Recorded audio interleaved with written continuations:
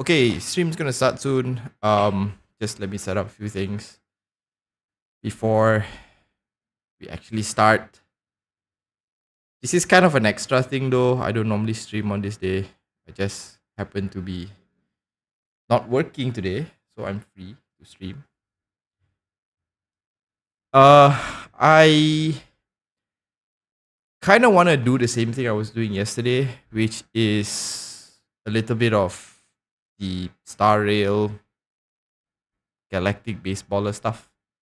And then after that, maybe move to Wuthering Waves a little bit. But before we do that, I want to check out the character demo for Clorinde. Or is that how you say name? Clorinde? I don't know. It's Clorinde, yeah. Yeah. So that's what we're gonna mostly do today. Hopefully we don't get caught up with the galactic baseballer one, because it's actually quite an interesting game mode. I'm still surprised they put in so much effort to do it for an event that is going to last 2 to 3 weeks. But there's a lot of different combinations, and yeah, generally it's quite fun. So I want to keep playing that. Special program on 7th June, Friday. 7th June. Oh, yes, definitely going to schedule a live stream just to watch that. Usually it's like an hour long, so let's see whether that's going to be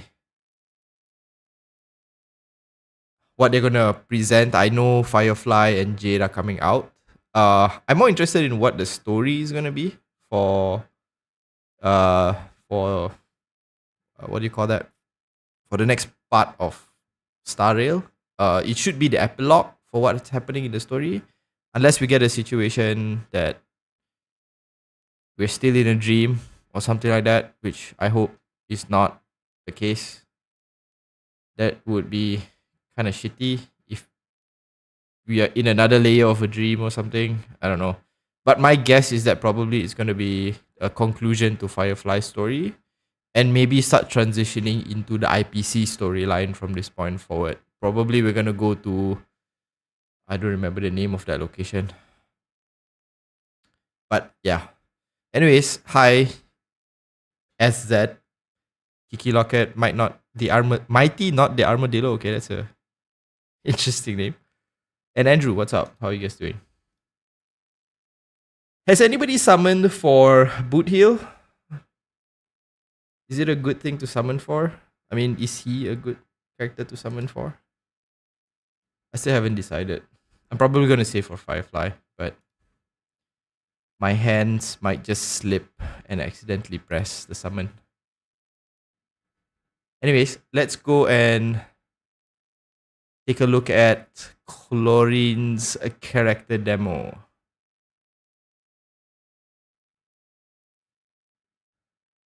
I'll leave the captions on, but I'll probably like pause and talk throughout this.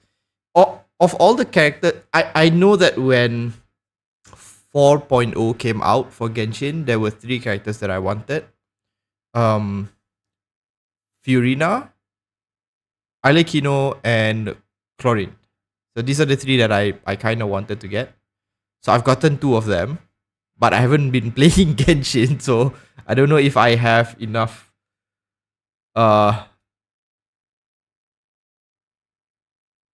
summons to be able to pull her, or guarantee her at least. But let's see what she's able to do. I hope she uses like her gun a little bit more. It's a character that I've been kind of hoping to get.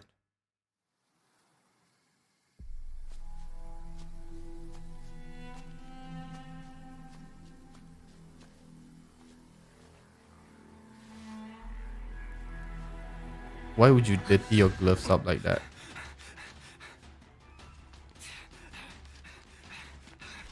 Calculate distance. Correct for wind speed and humidity. Ready. Oh, I like the water effect.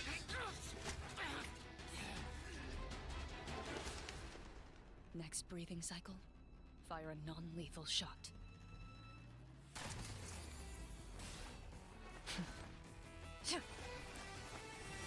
She's an electro character, if I'm not mistaken, right? Candle bearer?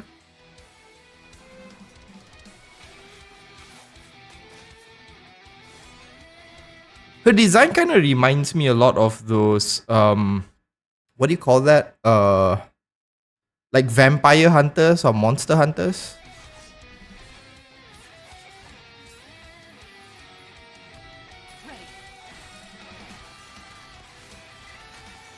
Oh, that looks interesting. Is her skill gonna be just spamming bullets? Definitely a must summon now.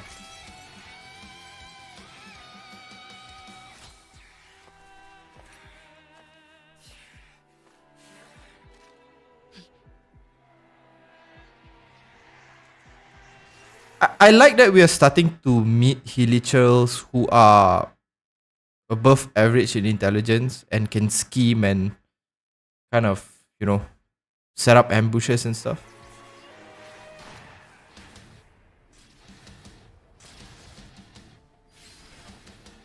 These are my hunting grounds. Struggle all you want. Damn, she looks badass. Catch my prey in the end. Where evil lurks, shoot on sight. Electro definitely just saw her vision there on her neckline. I owe my skills to the Marechaussee Hunters, who fought to bring Fontaine out of a dark age. Someone needs to keep them sharp at all times. The hunt is complete. Yeah, her whole look definitely is related to like hunters and stuff. Hey Masful, how are you doing? Are you playing Genshin? No. I used to play, but I am probably not gonna play for now until I get into unless Dainsleif's story comes back in.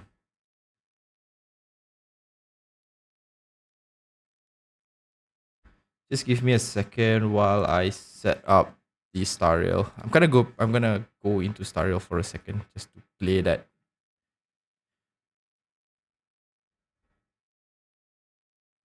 Bootheel's selling point is probably he procs on break effect, and there has been many instances where people showcase him without any specific light cones, and currently his supports are mostly accessible. Yeah, I think Bootheel is coming out at a time when there's characters that are desirable before and after his banner. So it's not that he's bad, it's just that he's coming at a time where people just are saving for other characters. Like I spent a lot on Acheron's banner, and then I summoned for Aventurine, and then now I'm saving for Firefly. So like Bootheel's pretty good, but I am probably gonna be summoning for Firefly.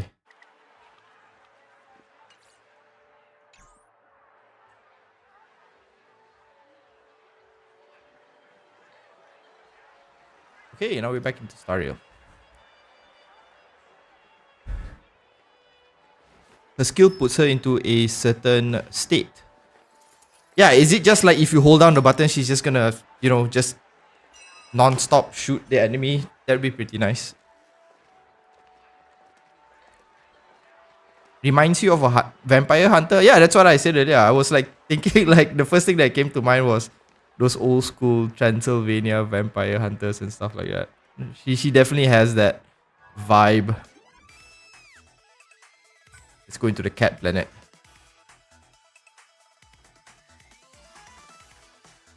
Follow-up attack and break are the current metas. Of the two, I probably like follow-up more than break. I mean, break is fun, but follow-up is just very satisfying once it gets into an infinite loop. Let's see, what do we want to use? Well, let's use theirs, because my Pela sucks. Let's see how much damage Acheron can actually do under situations where she's buffed like crazy. Have you seen the Wuthering Waves update blog? No, I have not yet seen. The only thing that I'm aware of is that we're getting Yinlin in a couple of days, right? And apparently yesterday, or was it today, we got the what do you call that? The free summons. There's 10 free summons, if I'm not mistaken. Hey Mob, how are you doing?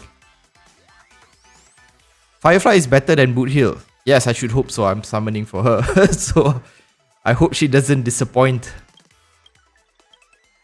I'm just gonna randomly throw things inside here. Accessory slot. Let's downgrade this and get an accessory slot expansion. Don't need that. I suck at this kind of thing. So, hey Galaxy, how are you doing?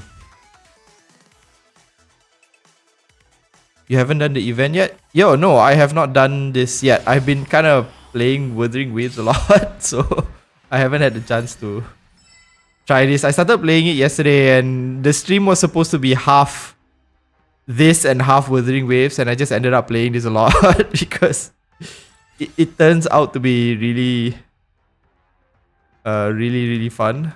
So, but what does this do again? After allies hit enemy targets, there's a 70% chance.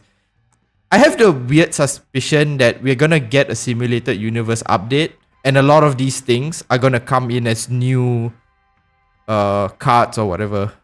They're like kind of testing it before they go live, because I don't see them putting so much work into something like this and then not have it be a part of the game, unless this is coming in the new game mode or something like that.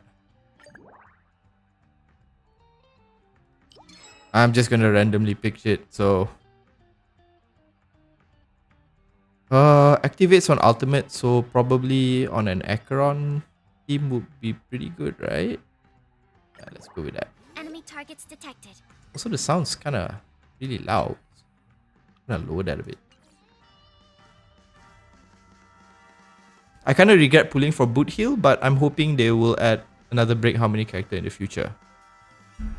I mean, if he's working for your team, like, you don't have to regret it. This level was the hardest to SS. Oh, great. Another journey. A lot more pressure then. Still waters of oblivion. I hit the mark. It's on me. Can I have fun this time? Let's just out. I weep for the departed. Oh man, I love this. I love this transition to this other world thing. It looks so damn good. It too shall fall.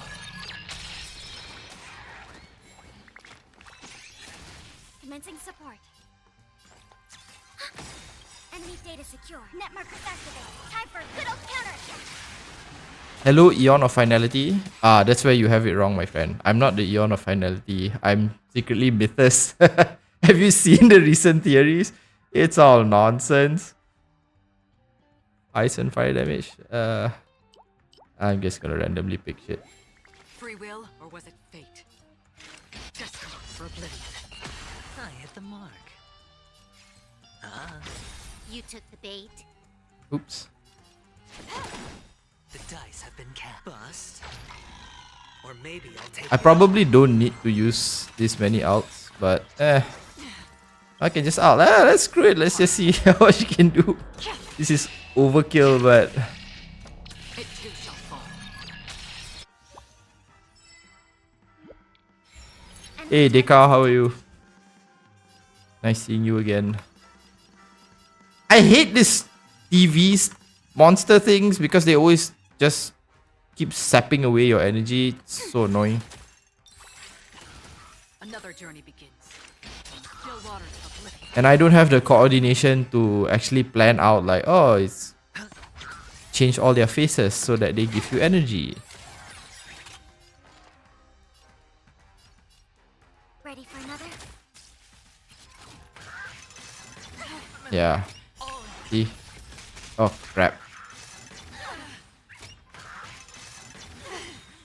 Watch your head. Well, the good thing is that Aventurine, my Aventurine has the Topaz Preservation one. The one every time he gets hit, he basically gives, I hit the mark.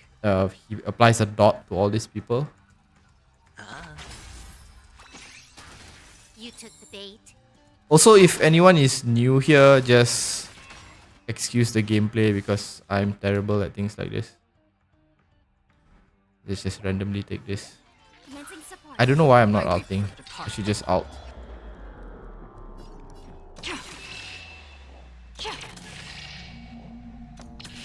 I finally finished the 2.2 story after so long. And how did you find the story? Was it any good? Did you like it? Are we still in a dream? Is it confusing?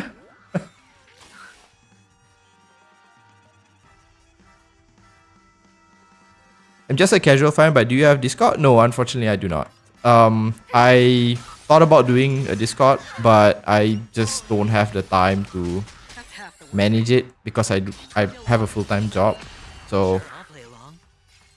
I just thought that the best way was just to have a stream instead of have to manage a Discord server. So no, unfortunately, I do not have one. Great, how are you today? I'm okay. I'm excited for what's coming out this week. Wuthering Waves is seeing Yinlin coming out early, and then we have the special program on Friday, so a lot of stuff coming out. You don't have Black Swan? I do, but I'm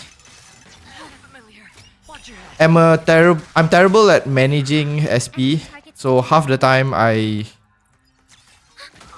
end up finishing all my SP with Black Swan. Actually, I should have just run Black Swan in this team. I don't know why I didn't do that. It's fine. I hit the mark. Can I have fun with it? Let's out. I weep for the departed. Story is quite confusing but good. Yeah, I mean generally I like the story, but there were a few things that kind of make me like I wasn't sure whether.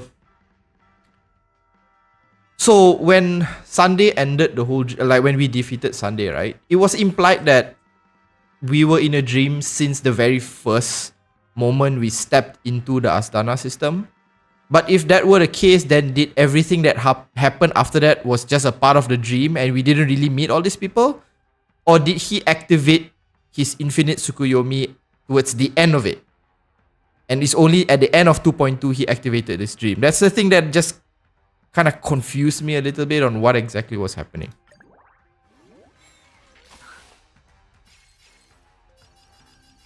Ready for another?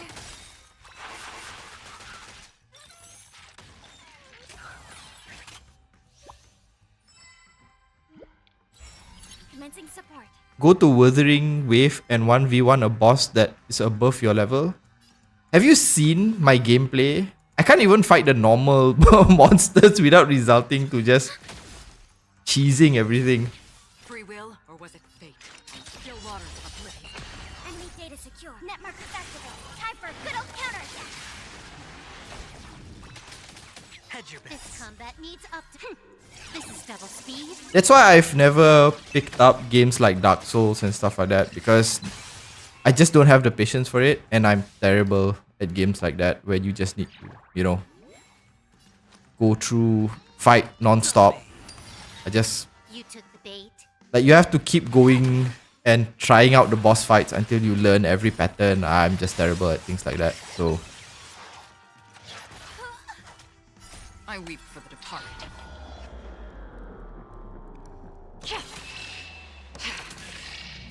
It too shall fall.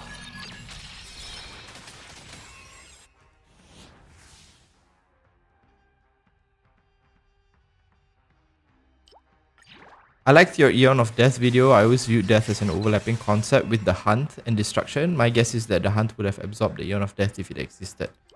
The reason why I kind of made that video was because we know that the Eons exist on a higher dimension, and this is gonna get into a lot of mumbo jumbo. But I always like the idea that a third dimensional being or creature or whatever, if it went into the second dimension, you would only see one aspect of it. And if the second dimension creature went to a first dimension, then you'd see even less of it. So I was interested in the idea that all these individual eons that we see, like destruction, finality, even nihility, on a higher dimension could be like segments of a bigger eon, if that makes sense. I just like the idea of it. I don't think there is an Eon of Death. It would probably be tomorrows to have that in this game, but I just thought it was interesting. So that's why that video came out. Wuthering Waves is too easy? Yeah, I'm pretty sure it is, but I just suck at games. I weep for the departed. It too shall fall. Ooh, this is crazy amount of damage. We have the upper hand. Just play Dark Souls 1 and hug your shield. It will show you the basics and then you can go from there. So, a long time ago, and this was before Star Rail, before Genshin and all this, I used to stream on Twitch with a bunch of friends. And we kind of had one of them try and see whether they could defeat the Nameless King, I think. And it took them like a couple of days of really trying, and eventually they got through it. But when I saw that, I was like, nope, this is not the game for me. It's on me. I have the utmost respect for people who are able to have the patience to clear something like that, but Ready for it is just not for me. Destined for oblivion. Can I have fun this time? Censoring swears is a thing, but they just went too funny on Boot Hill. Yeah, I mean, it became kind of obvious what they were doing. So, I don't know, I just... Secure net marker set. Like, if he didn't say all those, you know, clearly censored things, it wouldn't have been so obvious. But the way they did it, it made it really seem like it was a... For the departed. what do you call that? Is like a part of his character. It too shall fall.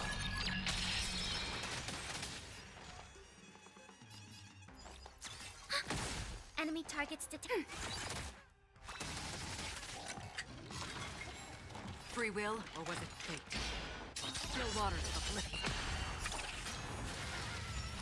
Higher dimension entities can change their shape in 3D just by turning or sidestep. Yeah, but you won't be able to see the entirety of their being, right? Because you are lacking one dimension. It's like trying to describe a cube without being able to explain like height, for example. You'd have length and width, but you don't have height. So it just appears as like... It will always appear as a flat square rather than a cube. I don't know, it's just an interesting thing, I thought. Are you saving for Firefly? Yes, I am saving for Firefly. I am probably gonna do stream summoning for Firefly when she eventually comes out, which is, I think, in 2 weeks, I think. Cast. Bust. Or maybe I'll take it all. I don't have enough to guarantee her at this point. As in, I don't have like 108, however many, 150, 160 summons. It too shall fall. But hopefully I get lucky and win the 50-50. Otherwise, I'm gonna have to open up the wallet.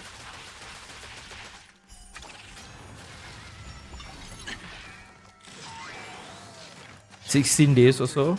Yeah. Right now, Boot Hill has a bit like a, what, 2 more weeks, right? Enemy targets detected. Plus, there's a lot of stuff that is coming out soon. I think Genshin 4.7 is coming out tomorrow, isn't it? Or sometime this week. And then after that, Wuthering Waves is getting Yinlin's banner.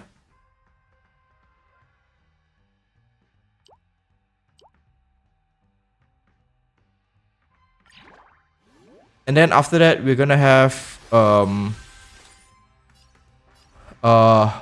the special program, and then I think July we're getting Zenless Zone 0, Still waters of oblivion. if I'm not mistaken. Data secure. So there's a lot of stuff coming out. For good old counter.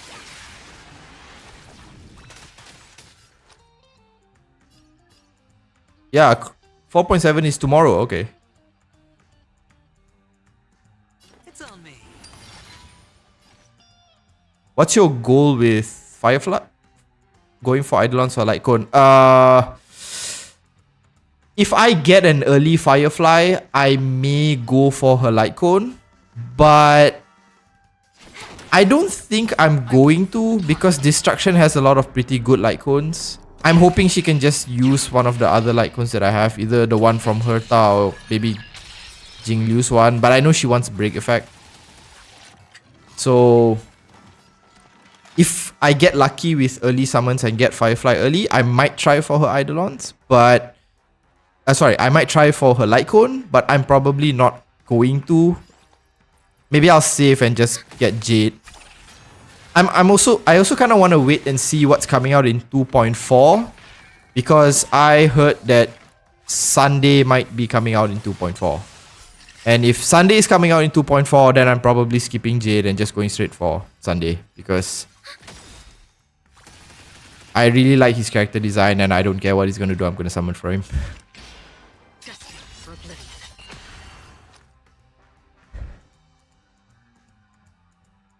Are you pulling for Yinlin? Yes, I'm pulling for Yinlin. I don't have Calcharo, but I'm hoping she still works with GN, considering she's a sub DPS, but I might like kind of waste the what do you call that? Her electro damage buff. But I like sub DPS characters, so yeah, I'm probably gonna be summoning for her. Although I don't have like enough to guarantee her, so it will depend on my luck.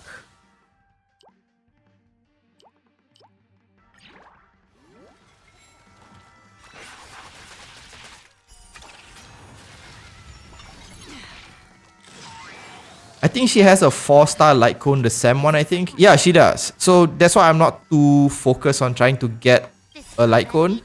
And I just noticed that Sam light cone, I think we got that for free. You can see the cat in the background of that light cone. I never noticed it, but that cat is there.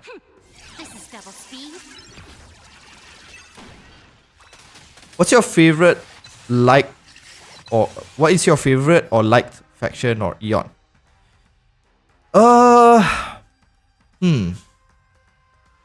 That's kind of a tough question. Let me think. I think for faction, I kinda like the Mask Fools, I think. I like the Trailblaze. I like the Mask Fools. I'm trying to think, who else do we have? Off the top of my head is those two. If Eons, I like the idea of the Trailblaze, but I don't know if Akavili is what kind of Eon Akavili is. So if I had to answer right now, I actually like IX. I like IX as an Eon. Seems like he doesn't. They don't care about anything, and that's. I really like that. Plus, I have like a lot of Nihility characters, so might as well. And he has. I'm sorry. IX has good taste in teammates.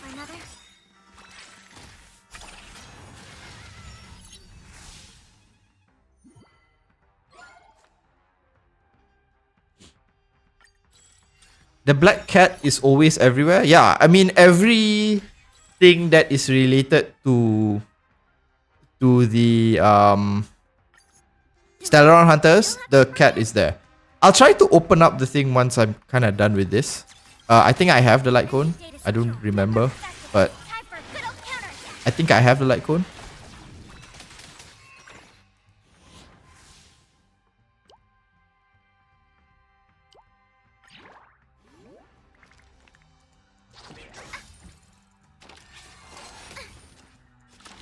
My theory is the cat is just a camouflage of his true form.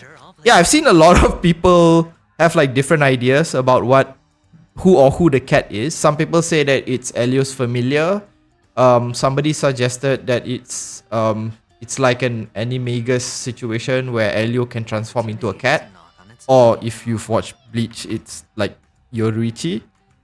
And some people say that Elio is the cat itself. Or maybe the cat is like an emanator of or finality or something who's kind of just helping him out. I don't know.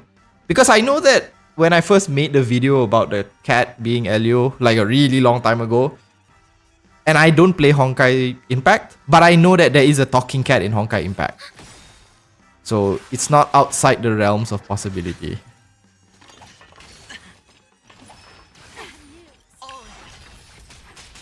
I like that if you encounter IX in Simulated Universe, it ends your run. Yeah, I mean, that's like, if I'm not mistaken, I think IX is the only Eon that Herta basically says, just don't go near them.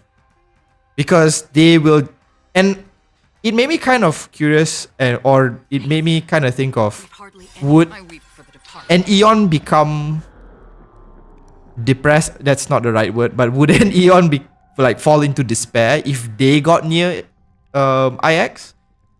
I kind of think like if it's a lower level Eon, the answer is probably yes. So like everybody just avoids IX like the plague. Nobody wants to deal with them at all. I really like Shippei's design. I think I like Harmony the most. The thing that I'm curious the most with Shippei is what do her other faces represent? Is it the Eons that she's absorbed? Or is it like a different facet of Harmony? Maybe like, you know, one is the really nice front-facing one, and then there's a like an evil face or something. But she kind of reminds me of, if you've I think it's Marvel, the Living Tribunal, who also has 3 faces. One is fully like uncovered, one is partially covered, and one is completely covered. So when I saw Shippei, that was what kind of, you know, it kind of reminded me of that. Can I have fun this time?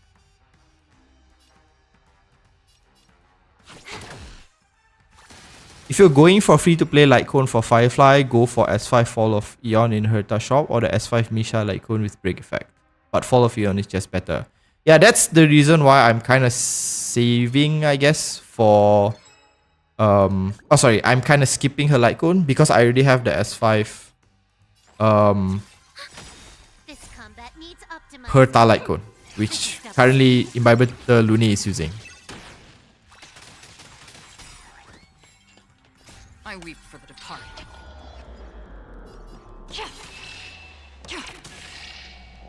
It too shall fall.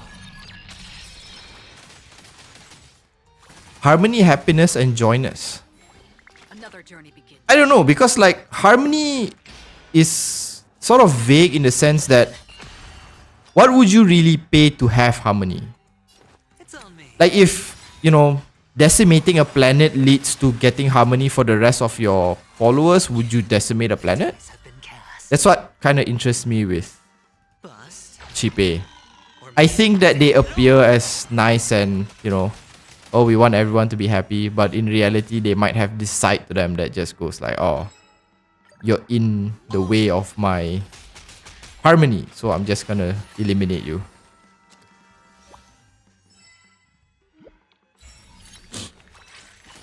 Maybe the cat is one of the members. It's possible, but I think right now has it ever been mentioned anywhere that we already know the maximum cap of members the Stellaron Hunters have? Time for good old counterattack. Has it always been set at 4? Plus, there's also that really weird thing with Welt's blonde-haired friend that we have not seen. I wonder where they are. There's a lot of suspicion that they are part of the Stellaron Hunters.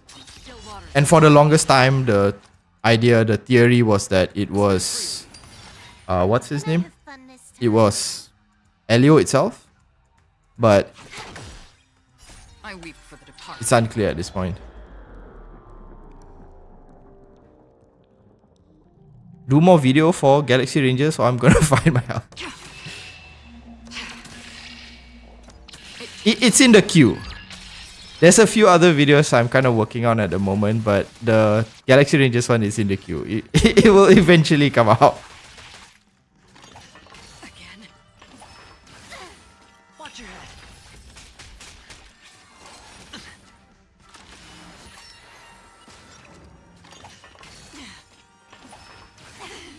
I don't think there is a cap, but I think right now every time they talk about the Stellaron Hunters, they refer to the 4 that we know. I mean, excluding Elio. But then I've heard people were talking about how Sunday might end up joining the Stellaron Hunters after the events of 2.2. So if that really does happen, then probably the whole 5-man crew cap is thrown out the window. Though I don't know, or I can't think of a reason why Sunday would join them. Sure, I'll play along. But still within the realm of possibilities.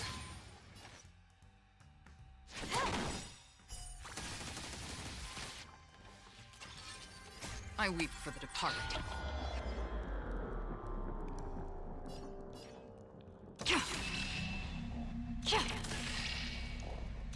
It too shall fall.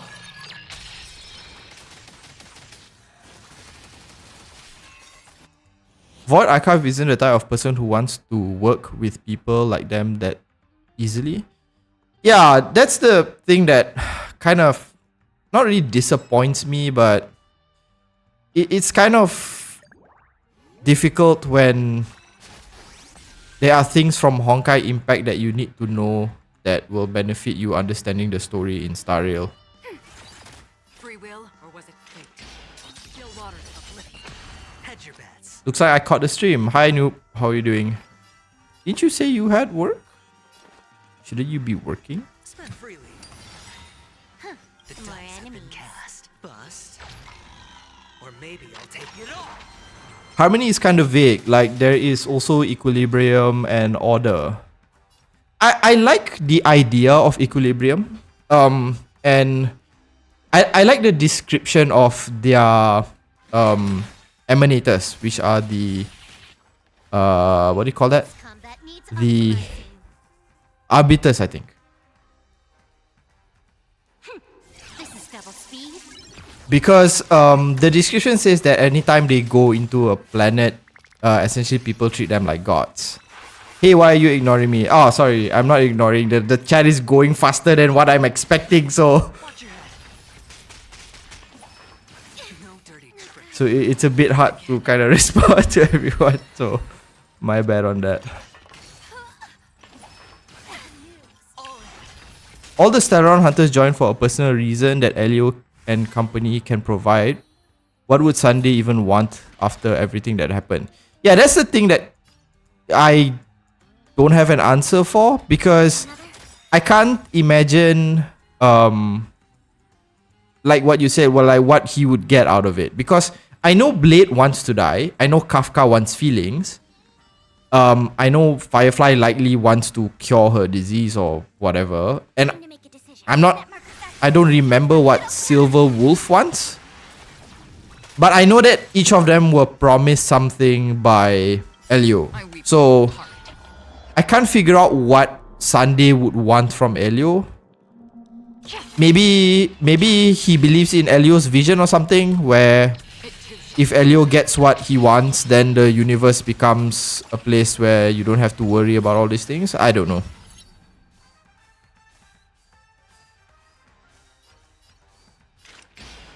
Still waters of oblivion.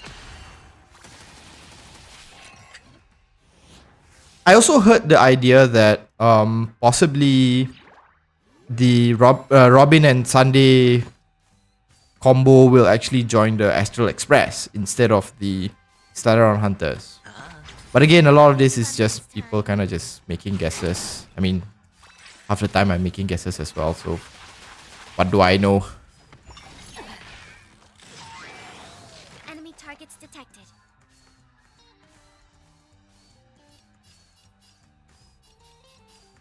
I think even the finality in Star Rail and finality in Honkai Impact aren't actually related. I think they've mentioned it before, where there might be things that are related just a little bit, but you don't need to know Honkai Impact to really understand Honkai Star Rail. But when it comes to wealth and the person who wealth came with, you know, because they are from the Honkai Impact universe, then you still kind of need to know if you want to broach that subject. Silver Wolf is here to game. I wonder whether I think she got back all her accounts, right? After Herta basically just stole everything and got her banned.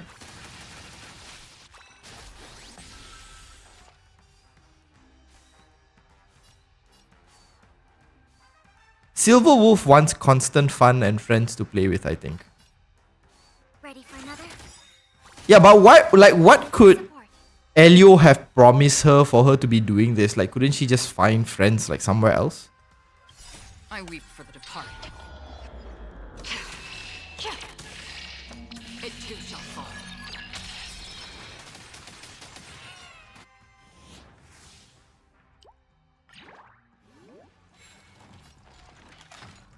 Was so hyped when we had the Serval companion mission to join the rail only for her not to go. Then everyone said Misha might join the express, but now we know Misha is a memory, so I lost hope.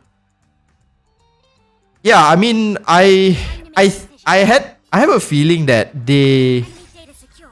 because Bellabog was one of the very first stories, right? And I have a feeling that they wanted to have something like that happen, where as you go through the missions, you meet people who would eventually join This is double speed. the Astral Express as permanent companions. But maybe they just kind of changed their mind on that. Bust. Or maybe I'll take it off. I was kind of disappointed when Serval didn't join. It would have been pretty fun to have her, Another but journey begins. I guess I get it. It's kind of like when what's her name? What's Kaido's son or daughter's name? Ah, shit, I don't remember her name. Hasten. We've hardly any time left to see What is her name? for oblivion. Why can't I remember her name? Yamato, yeah. So it's kind of like when everybody thought Yamato was gonna join the the One Piece Straw Hat crew, and then everybody and for some reason just decided, oh, I'm just gonna travel around Wano first before doing that, and everyone was like, what? Why didn't you just join? I weep for the departed. I think she should have just joined. I don't know. People were kind of disappointed when Carrot didn't join either, but okay, I'm sorry. I'm not going to talk about One Piece anymore. 7th June special program, will you stream? Yeah, probably I will. Because one of the reasons why I started doing this live stream was to react to the special programs, because I couldn't do it on within the context of a video. So we'll definitely be streaming and kind of watching it at the same time.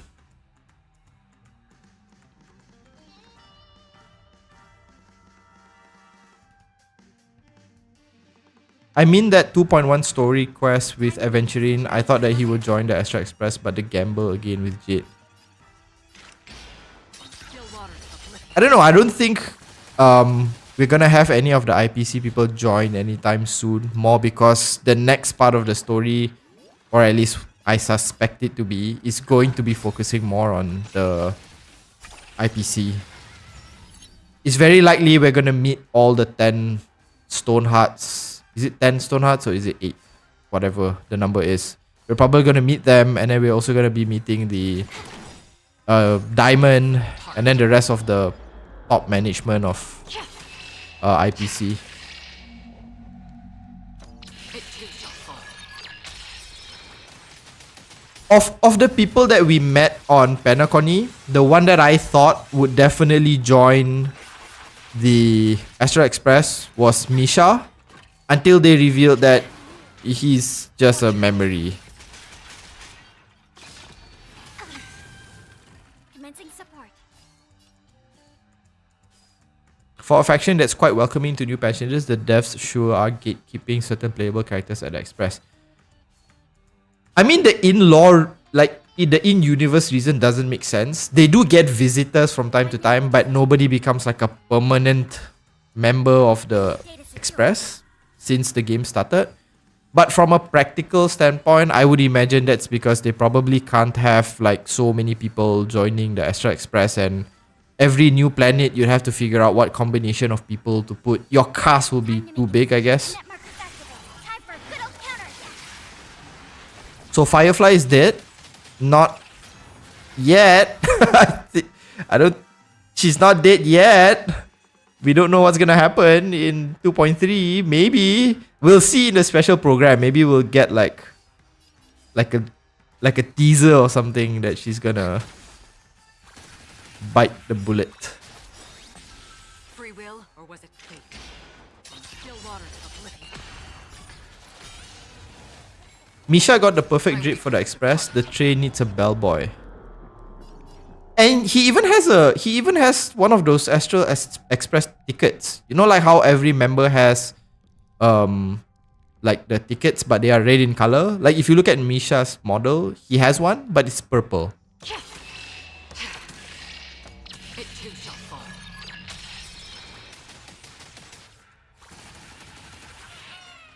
She will be if Maevix writes 2.3. No, I wouldn't kill her because I'm looking to summon for her. So I wouldn't kill her. Sure, I'll play along. Jade, on the other hand, I don't know about that. Can I have fun The this dice have time? been cast. Bust. Or maybe I'll take it all. Oh, After the 2.2 story quest, Robin said that you can now die in the dream. That's what a lot of people are kind of worried about with the third death that that Firefly has yet to experience. But I think right now everyone is just kind of hoping that it's a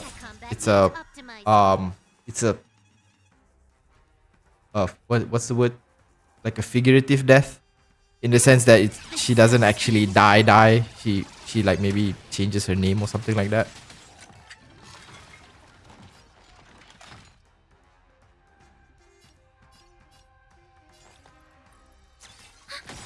Enemy data secured. My headcanon is that Blade still loves Bai Lu's previous reincarnation, Bai Heng. I've always kind of saw that relationship more like Blade looking up to Bai Heng rather than like it being a romantic thing. Time for a good old counter. Because like the first time Bai Heng met Blade was when she was part of the crew that saved him and the rest of his people from the abundance. And he was still a kid at the time.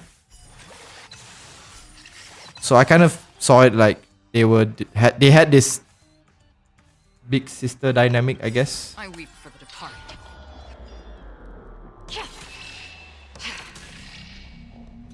It too shall fall.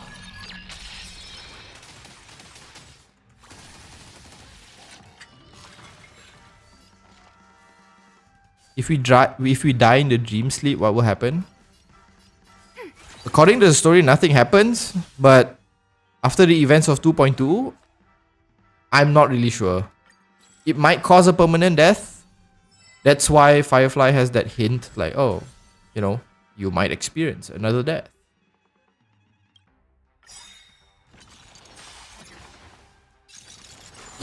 Kayla's gonna beat that Iron Meat Heart. Are you sure he's gonna be the one beating her, or he's on the receiving end? Ready for another? I won't outright say it, so everyone just Destined for oblivion. read in between the lines. Was Bai Heng a nameless? I don't think so. She was the one of the High Cloud Quintet members, right? But I don't think she was a nameless. Was she? Decision. I don't remember. I don't remember she was. Maybe I'm remembering it wrong. Time for a good old counter.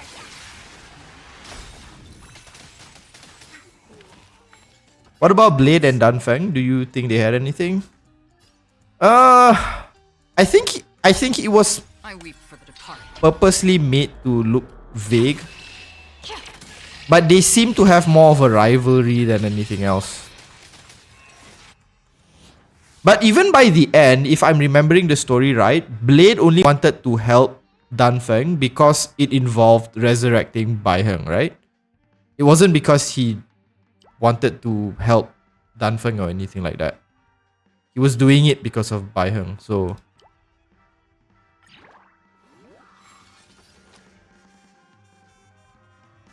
I think there is a request that mentions her as a nameless. Oh, then I'm probably wrong then. I don't remember things too Can I well. have fun this time?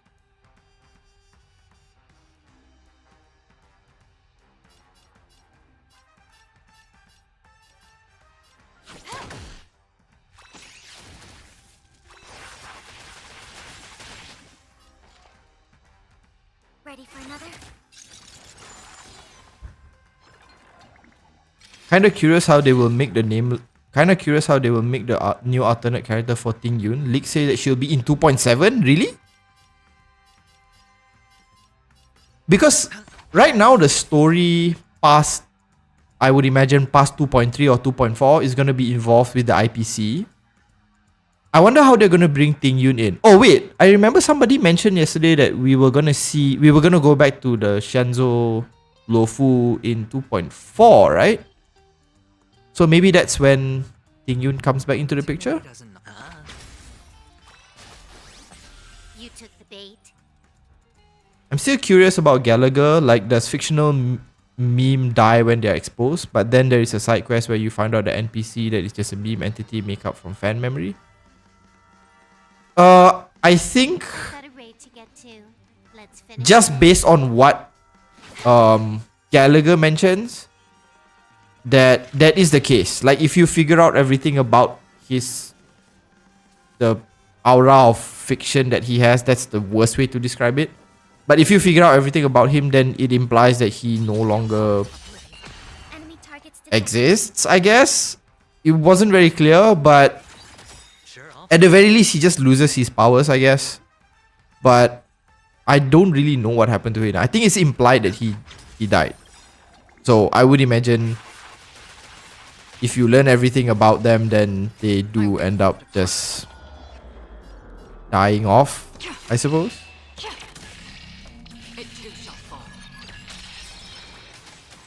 What about the swarm theory? Which swarm theory? There's a lot of theories. Let's hope Ting Yun won't pull another neck snap. You know when that first happened, like I kind of felt Ting Yun was acting a bit weird because she was rushing us through to the end.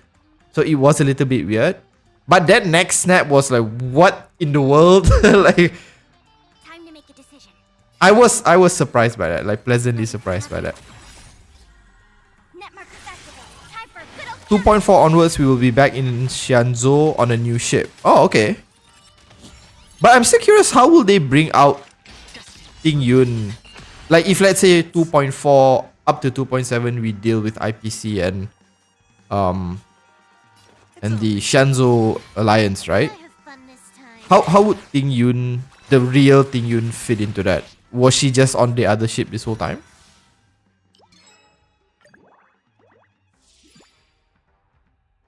I know this is random, but any ships you enjoy in HSR?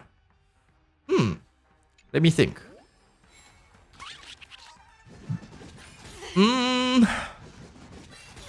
I initially kinda liked the main character with Firefly, but then it felt a little bit pushed on the players.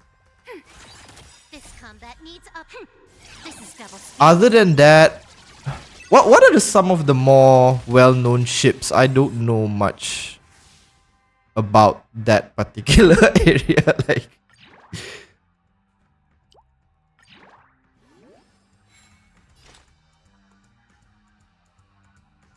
youre X Lan. Yeah. I mean, the whole reason why Lan ascended is because Lan hates Yaosha's guts. But it would be really funny if, like, it's a notice me senpai situation. Like, even the Eons are just playing this really weird game. I mean, most of the higher ups knows that the real Ting Yun is still out there, so when she comes back, most won't be surprised, maybe for some. Yeah, but I'm kind of curious how they will bring her back. Like, whether she will still be the same person that we know, or is it somebody completely different? And whether we're gonna get a completely new character in terms of a summonable character. Are we gonna get a 5-star Ting Yun? Because I don't think I would like a 5-star Ting Yun. Like, if we got a 5-star Herta, for example, that makes sense because the one we have is her puppet and the real one is an emanator. If we had like a 5-star Sampo or 5-star March, that makes a bit of sense because it's implied that they have a lot more power than they actually have revealed. But I'm not sure if a 5-star Ting Yun would make sense. Because there hasn't been anything overly special with her up till this point in the story. It's on me. She was just, you know, kind of replaced because of the Lord Ravager, Fentilia. So, I don't know if a 5-star Ting Yun is something that I would be like, oh, that's something that I wanted. However, that being said, if for whatever reason her 5-star character is a character that is like a fire element destruction character and her skills is basically just crashing ships into shit, yeah, then I would want that character. Like Baihek essentially attacked what's her name? I'm sorry, I'm gonna just lower this volume just a little bit because I'm gonna be rambling. She basically attacked one of the Emanators of Abundance by ramming the Emanator with her ship, right? So if that's the Ting Yun we'll be getting, then yes, I want that Ting Yun. This is double speed.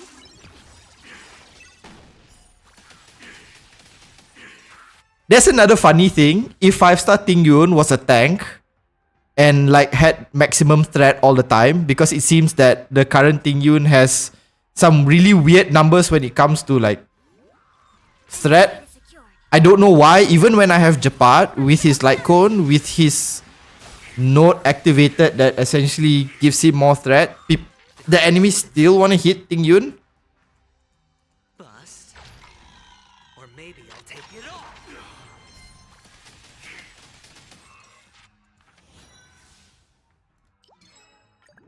So maybe she comes out as a tank or something. That would be pretty cool.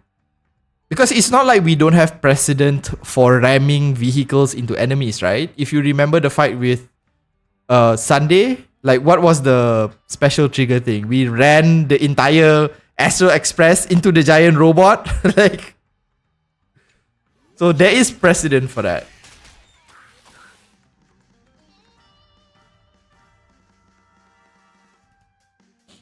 Setting a funeral was pointless. Yeah, I don't know, maybe it was just to, you know, show people the impact of that twist, that somebody died.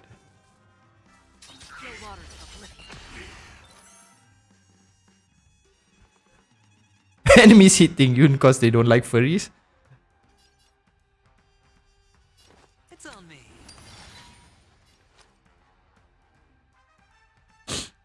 It said that there's going to be a lolly body type from the Lofu that has a giant sword, kind of like Charlotta from Grand Blue Fantasy. That's a game I didn't think anyone would mention. No. I should go back and play Grand Blue Fantasy Relink. I kind of like that game. Just coming by to say you're cool. Oh, thanks so much. Thanks for dropping by. I appreciate that. Opportunity The doesn't. taunt probably foreshadowing Fentilia. Ah, that's the... I like that explanation. Everyone is attacking Ting Yun because everybody knows that it's actually Fentilia. If that was the in-law reason, it absolutely makes sense. It too shall fall.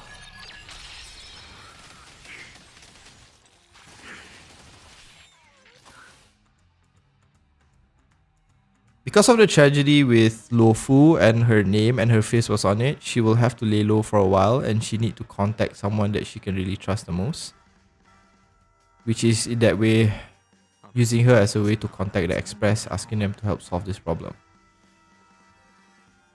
The other playable fox, do you mean, what's her name, Yukong? I think Yukong had a pretty sad companion quest, right?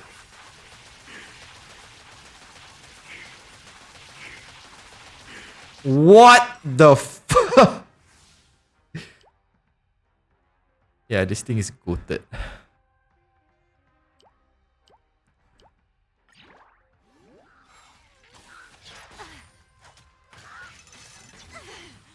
Commencing support.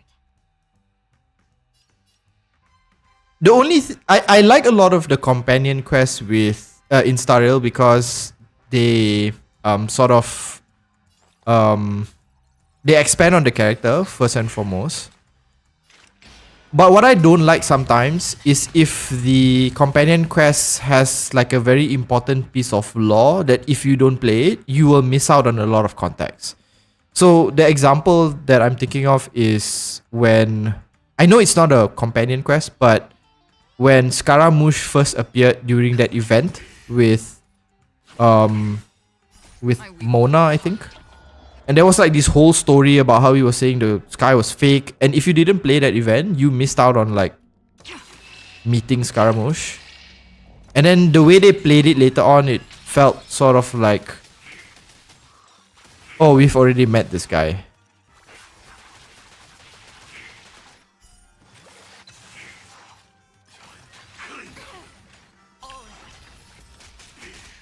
Yukong's rerun when? Didn't we get a free Yukong? Or are you like just collecting Eidolons? HSR drip will start tomorrow. Enemy targets detected. Let's hope the trailer drops soon. I really want to see what it's gonna look like.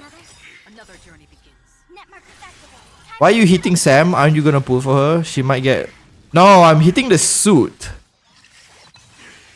I'm trying to summon for the character. This is just the suit.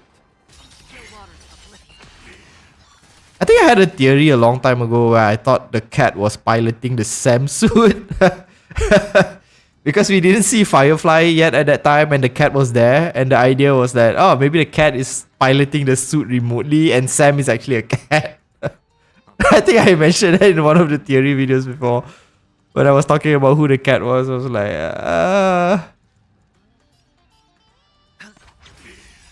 I weep for the departed. I mean, I still maintain that it's probably something related to Elio. But I thought it was like, we don't know who this robot is. And the cat is there, so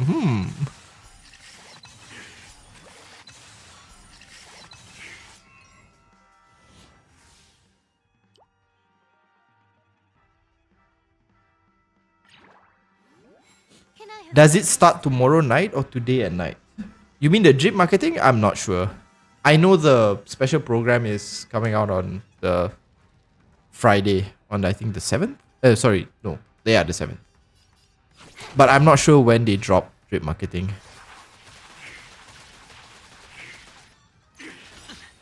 But I mean, at this point, Star Rail is kind of the least constraining when it comes to leaks, right? Like, at this point, like, most of us have kind of seen the leaks about these characters. I don't know, maybe some of you don't follow those leaks. But I've definitely seen some of their kits. this combat needs optimizing? Shoban? Are we getting Shoban as a character? This is double speed.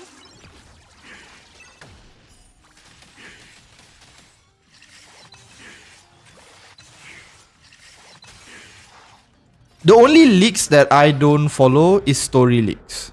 Like anything to do with story, I just avoid it like the plague.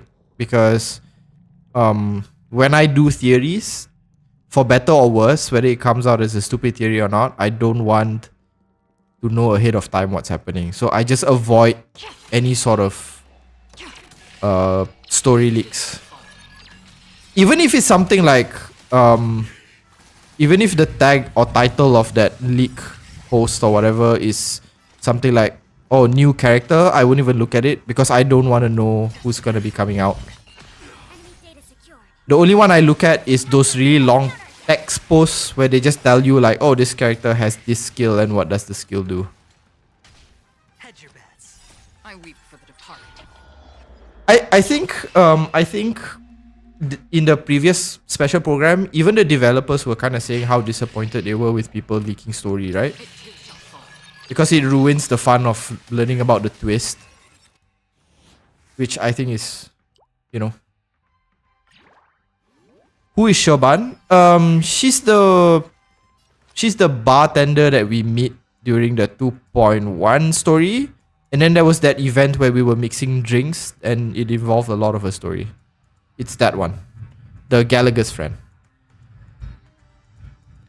Opportunity doesn't knock on its own, you know. I think character leaks are fine more because you can sort of like, if you're free to play or you are kind of a low spender, you can sort of plan whether you want to summon for that character or not. So I don't really mind character leaks because even if you don't want to look at them, you don't have to. But you kind of have to avoid like YouTube and stuff because you know what kind of annoys me is that when the new story comes out, there are those channels that have those thumbnails that just reveal the twist. And I have to block some of that because I don't want to get spoiled by the story. Ready for another? Another journey begins.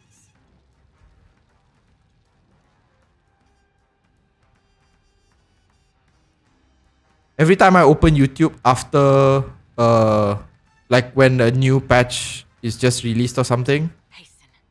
We've hardly you have this situation where people are posting the cutscenes itself and then the titles are just these obvious titles of, oh, this person did this, that person killed this person, and I'm like, oh no, why did you spoil that? I didn't want to know. It gets kind of disappointing if you just get spoiled without even experiencing the story because you miss out on a lot of the context of what's happening. Would like to see an animated cutscene before Star Rail was ever announced? What do you mean? Speaking of animated cutscene, whatever happened with the Genshin anime? Is that still going on? The one they were working with UFO table? I remember a long time ago I was like, oh, there's gonna be an anime coming out for Genshin. Well, maybe I can react to that or something. I remember they kind of talked about it in 4.7, the special program. I didn't watch it.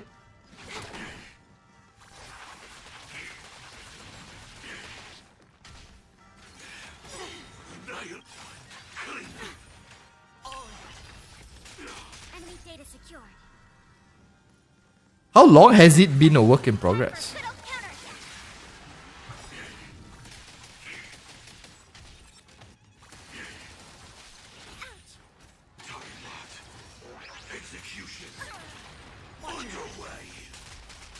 This guy is doing all sorts of fire and explosion, but against the Lord of Gambling, it does absolutely nothing. This is Shields for the win. this is double speed.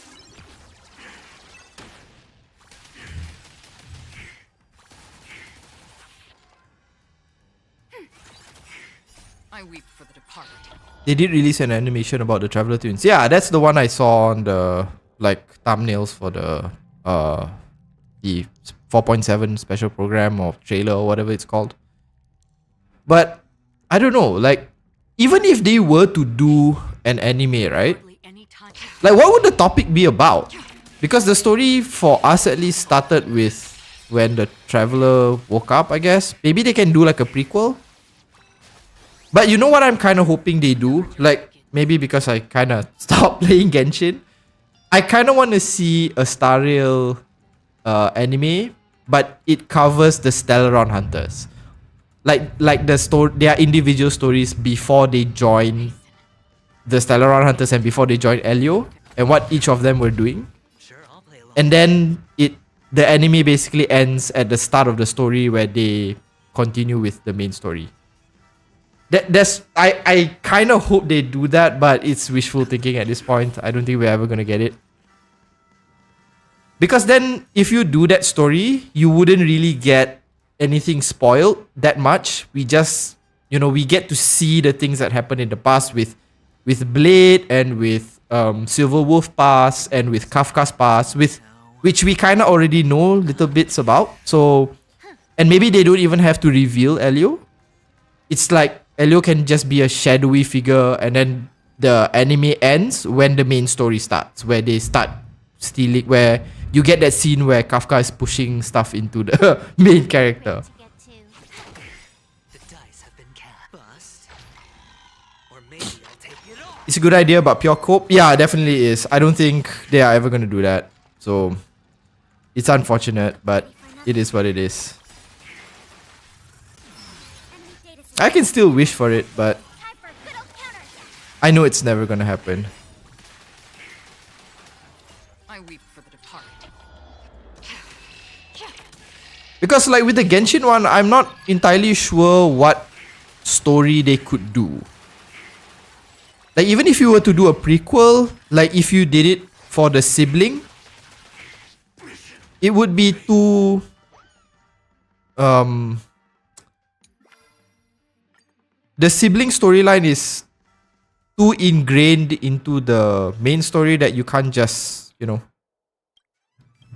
you can't just reveal a bunch about it. Maybe you could do a story about how the traveler siblings were traveling in other places before they reach the Tevat, but I don't know. From the only trailer we got, it only showed like Tevat itself, so I'm not sure if we're ever gonna get that. Before I transition to Wuthering Waves, let me just go and open that light cone because I kind of want to see whether that cat is in there. Is it this one? Can we see the... Yeah, see there? You see? That's the cat. You can see the cat there. And he has the same blue eyes as like the set. That's why I was like, huh, maybe the cat is piloting the suit. And the tail is on fire. So it's... Who is this cat? I still think it's Elio, but yeah, it's there. I think it's in Kafka's splash art as well, but I don't have that right now. So it is there. And it even appeared in the web event. Yeah, it is Japella Rebellion. The cat was here during the Japella Rebellion as well. Like if you look at that cutscene.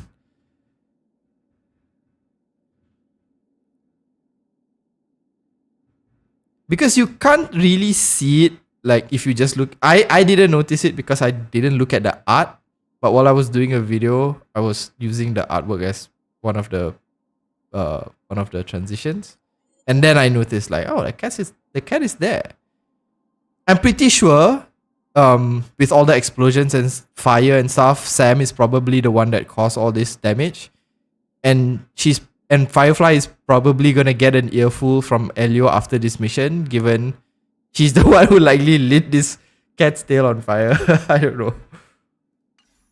It makes me kind of wonder what else is there in like the backgrounds of some of these light cones. Like I think if you look at the... I don't think there's anything interesting here.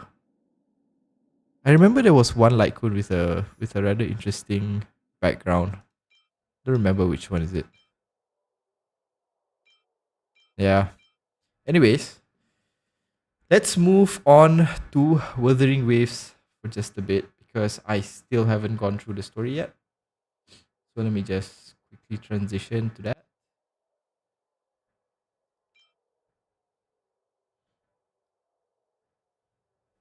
You can view all the light cones in the data bank. Oh yeah, that's true. Completely forgot about that. I'll probably go through all the light cones just to see whether there's any other hidden tidbits. But for now, let's move on to Wuthering Waves. Because I still haven't finished the story and Yinlin is coming out soon. I don't have the materials for her. I don't have the summoning mats for her.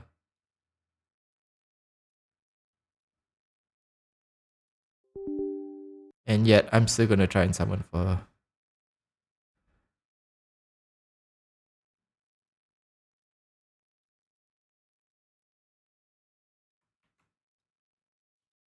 Out of curiosity, since obviously I'm transitioning between games here, what is the first game you played that had the most impact on you? Not the first game you ever played, but the one that you remember the most fondly.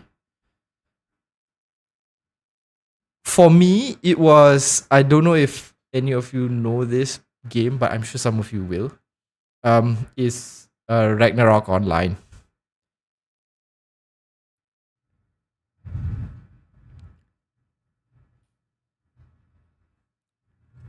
Ragnarok was the first MMORPG that I played, and I was completely terrible at it. I was like scamming people and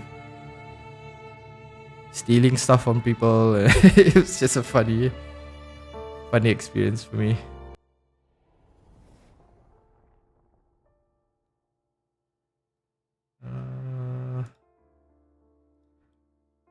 Where is Wuthering Waves?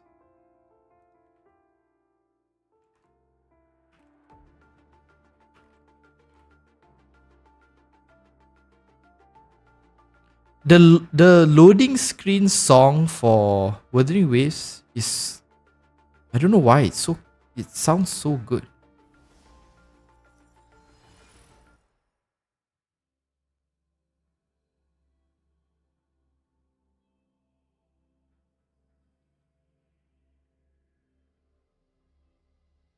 I'm checking Twitter for leaked rumored upcoming character. It says it's going to be a new character.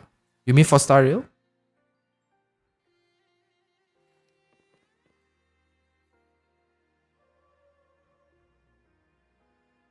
Transition. Okay. Now we're in Wuthering Waves. And the point of Wuthering Waves. Also, if some of you are kind of curious, actually I should have turned this on just now. Usually like there's a cat there.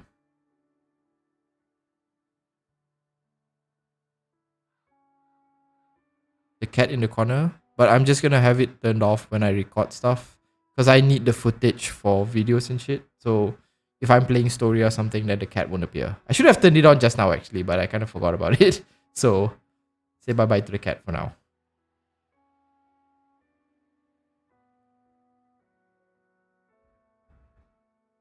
I really like Wuthering Waves, but with how good Star Rail's story was, I can't say I liked Wuthering Waves' story so much. So far for me, I feel Wuthering Waves is like the story is it's not bad, but it's not exceptionally great either.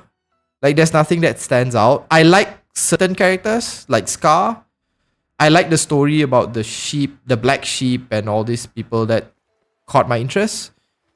But some of the other factions, I feel kind of eh.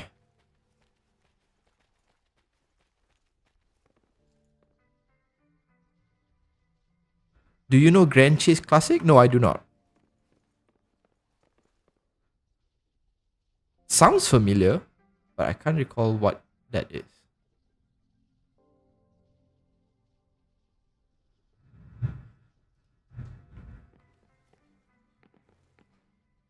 Ooh, Dragon Nest.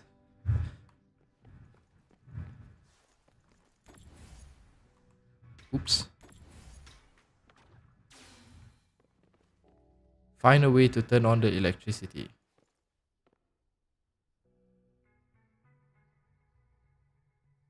Oh, hold on. Let me just turn up the volume just a little bit because I can't. I'm a childish person. That Fraxidus Overseer has been really generous with his sponsorship. It would have taken us much longer to build this place without him. Maevix is Elio confirmed. That's what I want everyone to think with all these theory videos, that I'm Elio, but in truth, I'm just Mythos. I'm just throwing in theories that have no chance of being correct and just confusing everyone. That's basically what I'm doing. I actually follow Enigmata. Everyone's thinking like, oh, you can predict stuff. No, I'm not. I'm making shit up. And if you guys listen to it, it's just gonna confuse you guys. Don't say I didn't warn you. He loves to meddle with our experiments a bit too much. Well, he's our patron. Can't do anything about that. This lab's location is a bit too remote for me, but I'm okay with it as long as we can keep doing our research. Yeah, I'm totally fictional. If everyone, that's why I haven't revealed too much about myself personally, because once you find that out, then I stop existing. You see, everything is pointing at me being a fictionologist. I'm not I'm not a follower of the finality. Yeah. Where else could us maniacs possibly go? The committee kicked us out like trash. They'll never understand.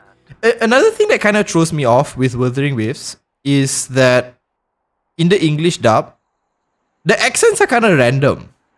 Sometimes you hear people who just randomly have a British accent. Sometimes you hear people with just a normal like American accent. Sometimes you hear, it's just a really mixed bag.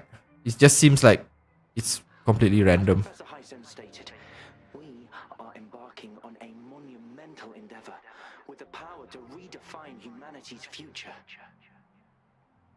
This time, we will make the divine miracle we saw happen again for all of humanity to behold. Aha, so there's a reason why he's fond of the black cat. Actually, the black cat that I'm using for the PNG thing is basically like my actual cat that I just got my sister to like, hey, can you draw this cat wearing Welt's clothes? And she doesn't know that I stream or do YouTube, so she's like, why do you want that?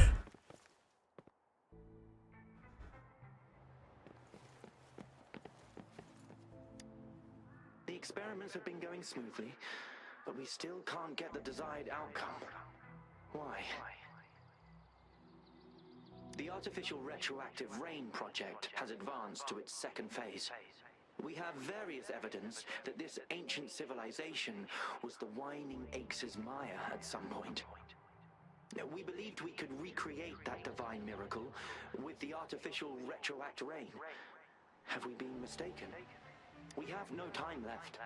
The artificial controllable tacit field should be complete by now. We'll have to rely on our backup plan. Most of the VAs are British? Oh, that makes sense then. I prefer CN. My friend actually said he was supposed to voice in Wuthering Waves. He's British, but they ghosted him and now he doesn't want to play the game. Okay. That's such a weird reason to not play the game. But I don't know. I haven't tried the JP version, the JP dub yet. Maybe I'll try it at some point. But the English one, I don't know. It's hit or miss. Some characters have really good.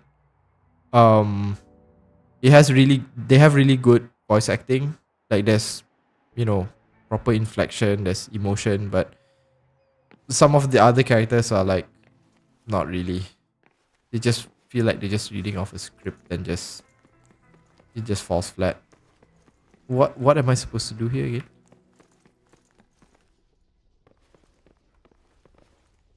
Oh, I have to go to the other side, I guess.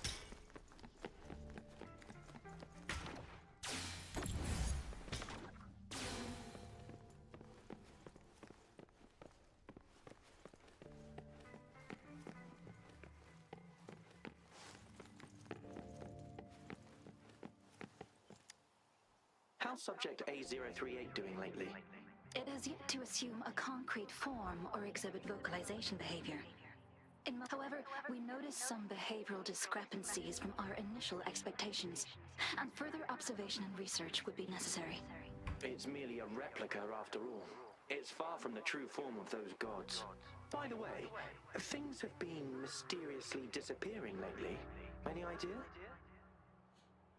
They will improve on the English dub. If you wait around, maybe it'll get better. Yeah, I mean, it's still early, I guess. It's still the 1.0, right, technically. So there's still a lot of room to improve. So I won't judge it too harshly right now. You noticed it too. Thought I was imagining things. And there's weird noises at the lab late at night. I suspect it is something to do with subject A038. Lately, its frequencies have always displayed signs of hunger. If you work in a lab doing dubious research and experiments and you hear sounds coming from the lab, like if you've not ever watched any of these horror movies, like if it was me, I just fucking quit. Like, isn't it just a trigger or red flag if you work in a lab and you start hearing weird stuff going on? That's just it's a sign to leave, like, unless they're paying you a lot, I guess. Under strict surveillance. That couldn't possibly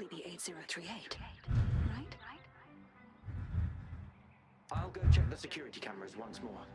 Let's increase its rations. We can't afford to let it go hungry. After all, it's our last hope now. About Genshin, are you interested about the new Dying Slave quest? Yes, actually that's the only thing I'm interested in with Genshin stories right now, outside of the Natlan Archon storyline that is eventually gonna come. I'm just literally waiting for Dying Slave quest, and I just hope that it's interesting enough to pull me back in, because I wanna do lore for Genshin, but the past few stories have kind of been meh for me, I guess.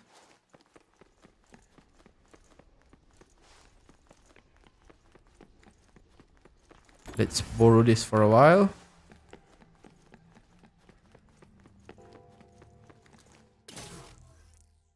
Can I put this down? Yes, I can. Take the chest. Then we have to go and switch it. The red color energy thing. Then we go to the other side.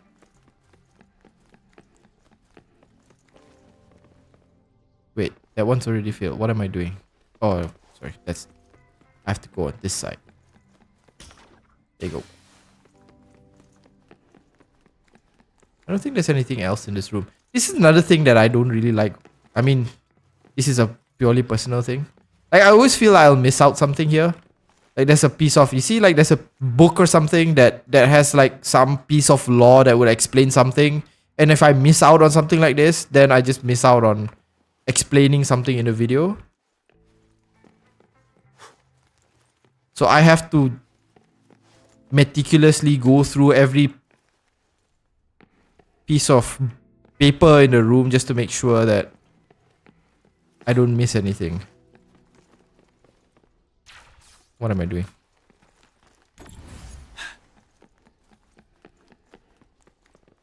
Oh, god damn it. Now, this is the last room. Of course there's enemies. I don't want to fight. Of course, spotted something.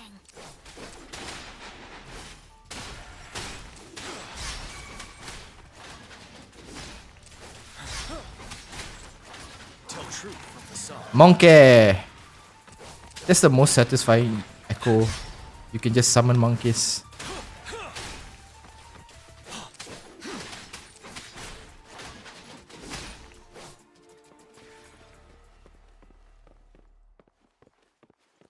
What is this?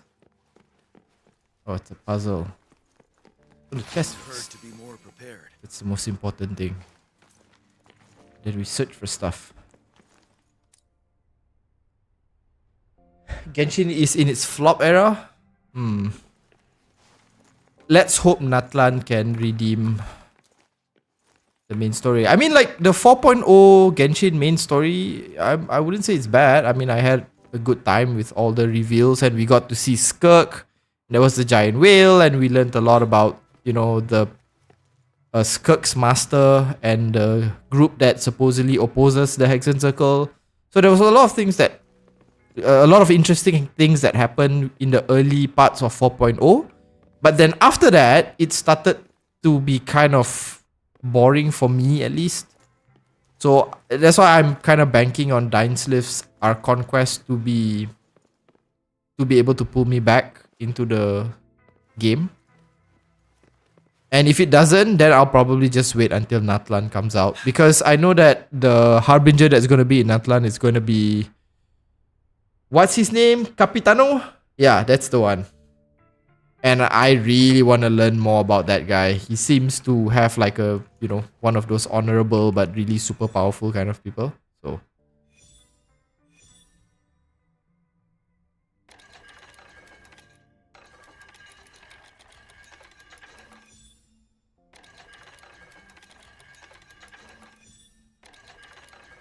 yes, the super secret security system that has the exact same arrangement as the one in front door.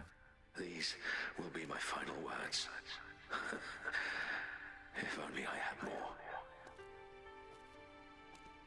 I thought my enemies were misconceptions, waning passion, and my own ignorance. Only in the end did I realize time is my ultimate foe. Time is my ultimate foe. I became blindsided by my fear of death. What? I didn't press anything. Why did it just automatically just went to the next text? Derailing our research. What in the world? It was too late when I finally came back to my senses. We had already walked into that false gate. Now, I'm leaving my last realization behind. They are our past, but they are also our future. Had I realized it sooner, there might have been a chance to get things back on track. The future being hailing from our past. Please save us once again. Please keep pushing forward until you reach the real gate that can change the world. I have no idea what's going on. Who's this?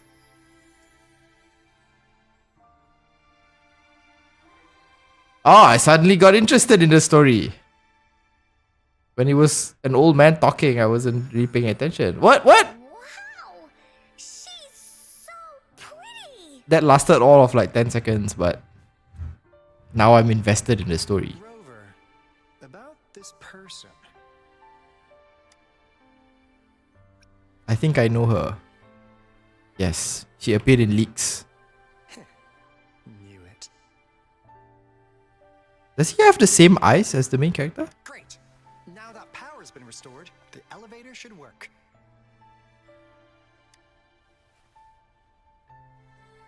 Honkai has the same eyes as Sparkle, Let's go. so I don't trust her.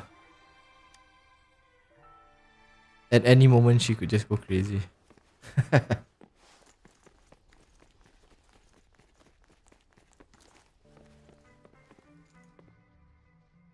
Either this person was attacked by something, or they were drunk on a work day.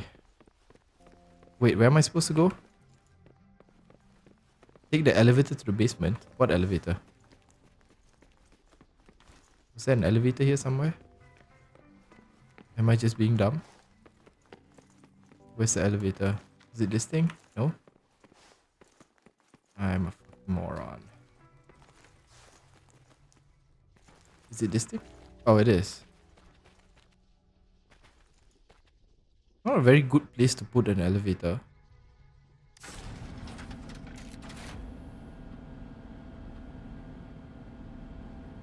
Oh, gee, I wonder what's gonna happen here.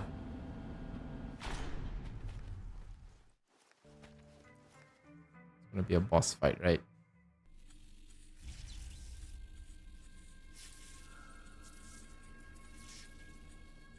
Ugh. Wow! A big, clunky monster! Is that how you spell clunky? Isn't it Clunky? Okay, maybe I'm just nitpicking. Sees a hot, blurry female, neurons activated. Yeah, well, it is what it is. Those savants never run out of new surprises for us. The signal's coming from it. Did it swallow our resonance beacon? Hold on. Wasn't the power out just now and that's why we couldn't activate the elevator, and yet this thing is like hooked up and like has electricity running all over the place? I thought the power wasn't hooked up. Or is it because we hooked up the power now this thing is like on or something?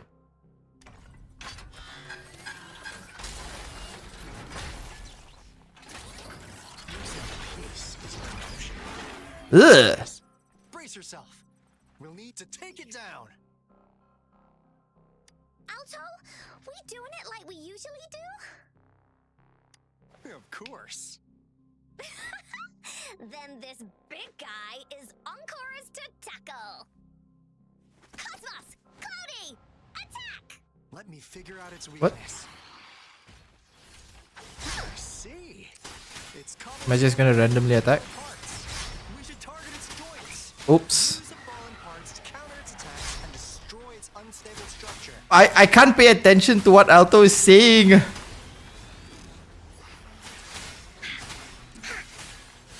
Leave me alone! Oh crap, I pressed the wrong thing.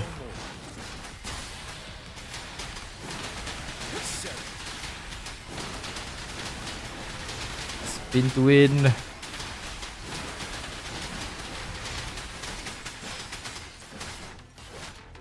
Woolly's attack. Ha! This is so much fun. I can still hit it while it's doing this. Oh no. I wasn't paying attention. Let's race.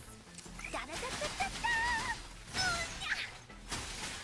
Oh yeah, I can ult with Honkai. I completely forgot. That's dead anyways. Fine. It died. Phew! Job done. Anka is strong. Told ya. Does anybody know what the story is behind these floating things that she has? Is it like... Are they like robots or something? But why I don't know the lore behind this character.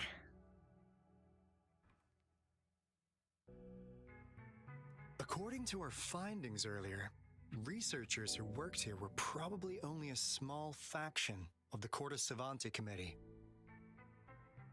They were likely studying an ancient civilization they deemed to be divine beings. But later got denounced from the CSC. Who is the CSC? Methods. Why are you telling me that like as though I'm supposed to know what that is? Somehow, they believed this ancient civilization had once visited the Mire, which led to their attempts at recreating those past events with artificial retroact rain. And when they failed to recreate the retroact rain, they resorted to making a replica of the lost civilization instead. To get their desired results faster, they started feeding this replica various frequencies, datasets, and mechanical constructs. And we've seen what that ended up with.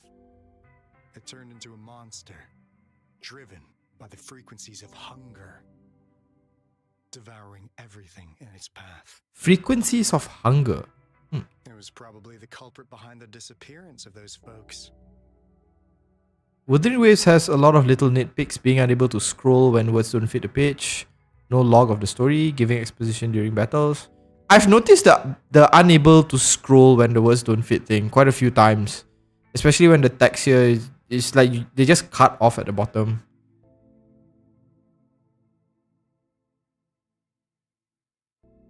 I definitely think Wuthering Waves needed to be in the oven a little bit more. Maybe like a couple of months more before they actually released. Because there's a lot of things that I think are just kind of minor gripes. Like, I like the combat, but there's a lot of these small things that, you know, when you experience it all together, then it just becomes like, oh, it just prevents me from saying like, oh, the game is a 9 out of 10. And I suspect the Fraxidus Overseer mentioned in that log may have something to do with it all. Yeah, it's probably because they don't want to have to deal with Zenless Zone Zero or have to compete with Oyuverse at all. That's probably why they did it. But it was in development for like a year, right? Like they had the closed beta and stuff. I remember this game was announced quite some time ago. Those researchers, they were too obsessed with validating the divine miracle they experienced. They eventually got lured into the monster's frequencies of hunger and willingly walked into its maw. The monster devoured them, but not with its teeth. Their own delusions and fear were their undoing in the end. What a crazy bunch. 2 to 3 years in development.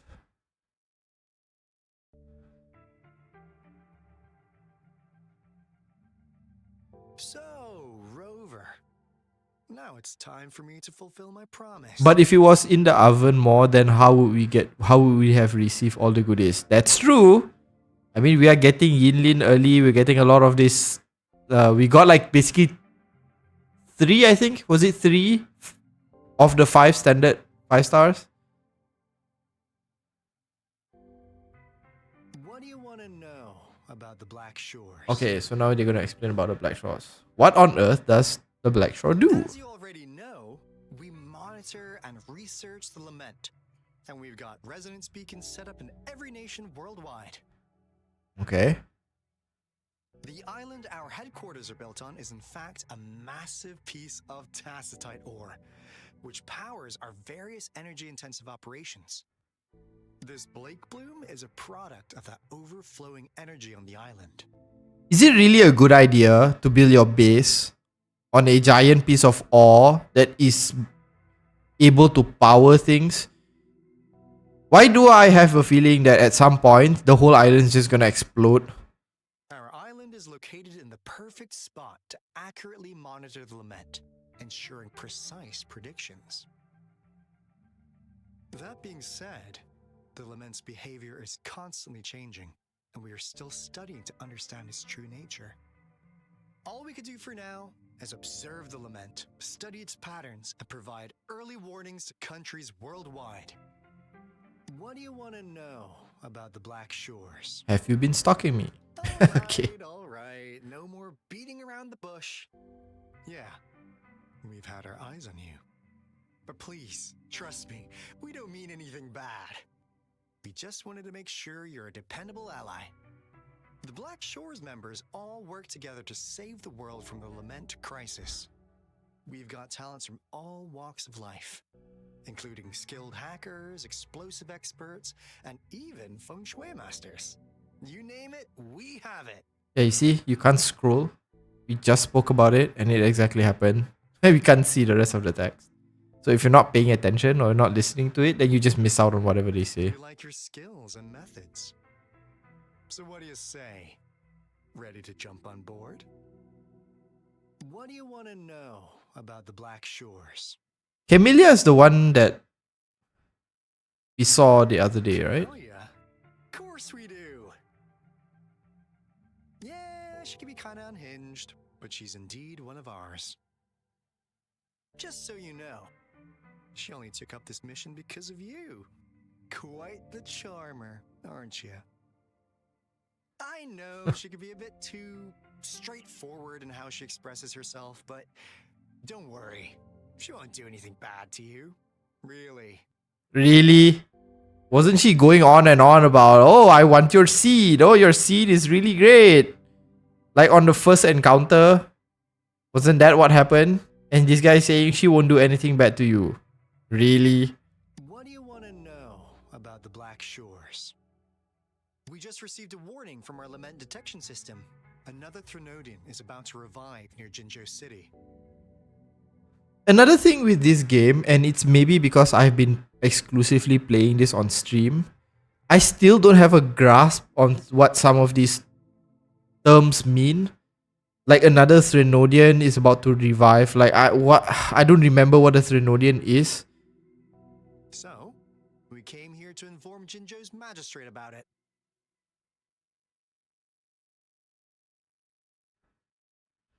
You haven't done the story yet? No, I have not finished it yet. I'm slowly going through it. Entire countries have been destroyed. Mostly on stream. We're not letting such tragedies happen again. What do you want to know about the Black Shores? The whole reason we are looking for these people is because we want to know why we have a past with them, and that's not one of the questions. Oh, there it is. Yeah, I jumped the gun there. Significant consultant at the Black Shores, so I don't know that much about all its hidden secrets. But I believe the piece of intel I'm about to share with you will make this trip worth your effort. This is not the first time you've been reawakened. Last time, you woke up at the Black Shores. Ah, interesting. This isn't the first time we've been reawakened. Rover, we share the same goal.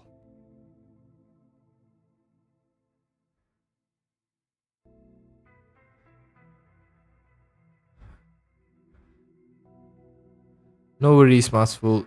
See ya, man. Thanks for dropping by. Threnodian is like an emanator or something? Okay. But it's still kind of confusing whether... Is it like those monster things or... I don't know. HSR added little captions to the jargon in the beginning of the story, and when they introduced new terms, like Stellaron has a little caption saying Cancer of Worlds, but Wuthering Waves doesn't have that yet. Yeah, I mean, like, even Star Rail, like, when they say, like, Cancer of all worlds, right, for Stellaron, it still doesn't give, like, that much context, but eventually you kind of get what these things are. But I don't get the same feeling from Wuthering Waves, and maybe that's because I'm kind of playing it on stream. I'm not paying too much attention to it. Do you ever intend to learn Honkaiverse lore in general to help with HSR lore? HSR still for under Honkaiverse. Okay, so I tried to read up on some of the overarching like the world lore, I guess you can say, like the stuff with the Hershers and the Tree of Existence and the stuff with the Sea of Quanta and things like that, the imaginary tree. I read up on those overarching stuff, but when I tried to read in on the character specific lore, I was just completely overwhelmed because I tried to do that for Welt, and I just got confused on who, because like when you start reading it from the beginning and then you have like another character introduced, then you have to like read on that character, and it just becomes this, you know, it's kind of like jumping from post to post within Wikipedia. That's why I've never done a Welt story, because I feel that if I don't understand all his past from Honkai Impact, then I can't do a good enough video. So that's why I've kind of avoided that. I've mostly done a lot of Star Rail focused stuff.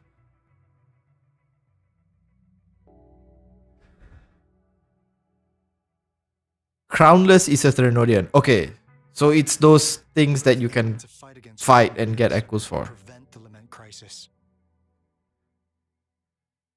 Yep, Onkar can prove it. The Threnodian is a bad, bad guy, and Onkar and Alto are the heroes of justice. So we're gonna stop the bad guys. I understand. Trust isn't something you could afford to give out that easily. I might try Honkai Impact at some point, maybe on stream if there's like a content drought. But with Zoneless Zen Zero coming out as well, I don't know if that's gonna happen anytime soon. And then after that, if this drags on to next year and then Monster Hunter comes out, that's gonna be a whole different thing. So Remember the Blake Bloom I gave you earlier? yeah, I read the visual novel a little bit, but I couldn't grasp a lot of it. Maybe I should try rereading it again. It's more than just a symbol. It also holds the key to our headquarters. I'm sure it'll come in handy for you.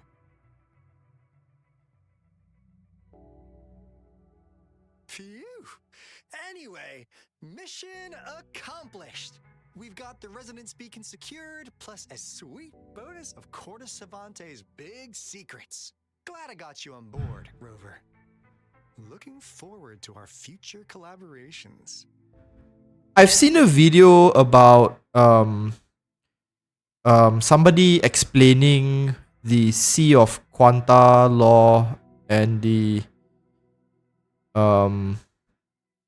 imaginary tree. I don't remember who made that video, but I did watch that one before I started getting into Honkai Star Rail lore, because I felt that I needed to understand the whole, like how each of the Honkai universes kind of connected to one another, and what exactly the Honkai is, and how the tree of the imaginary tree relates to the Sea of Quanta and stuff like that.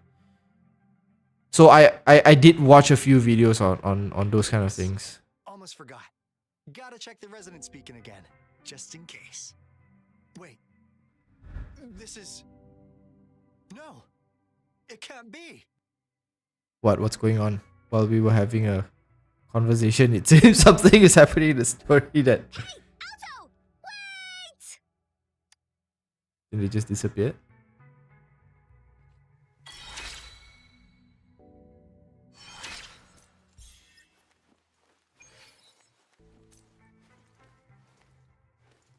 Where's the... How do we go? How the hell do we get out of this place? There's no elevator? How do I... How do I get out of here? Do I have to like waypoint myself out? No? This? Oh, it's this thing. I'm so dumb. I came this way and I still don't know where to go.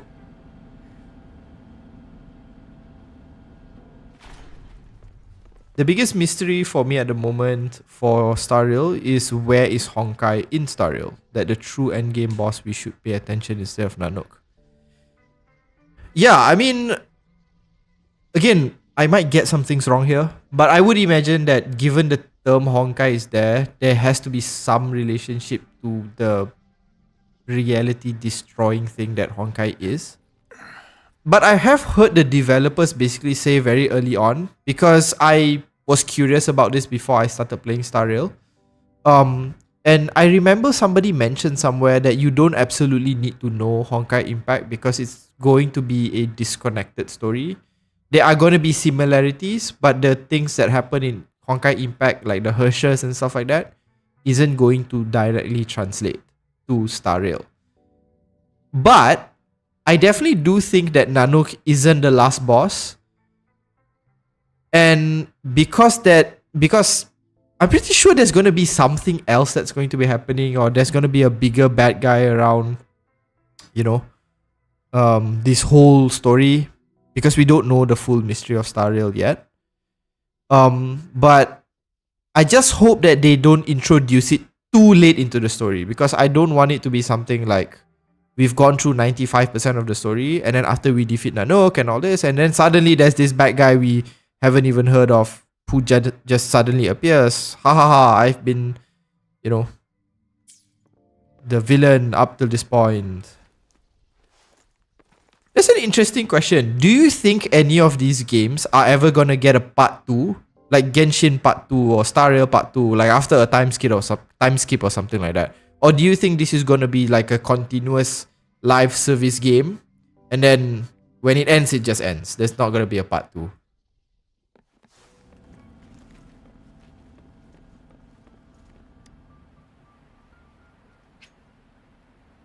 What?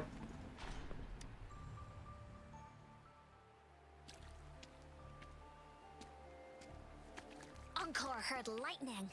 When there's lightning, it's gonna rain. And when it's gonna rain, Encore should bring an umbrella. That is sound logic. Oh, no. Alto said when it rains like this, we hide.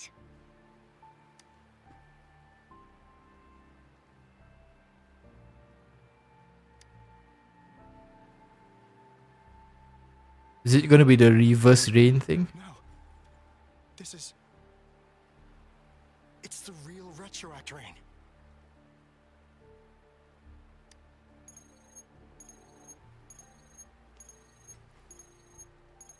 Rover, Jinzhou.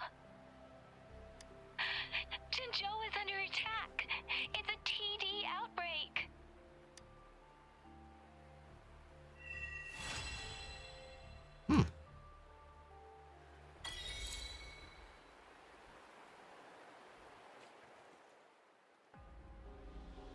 This rain, it's finally happening.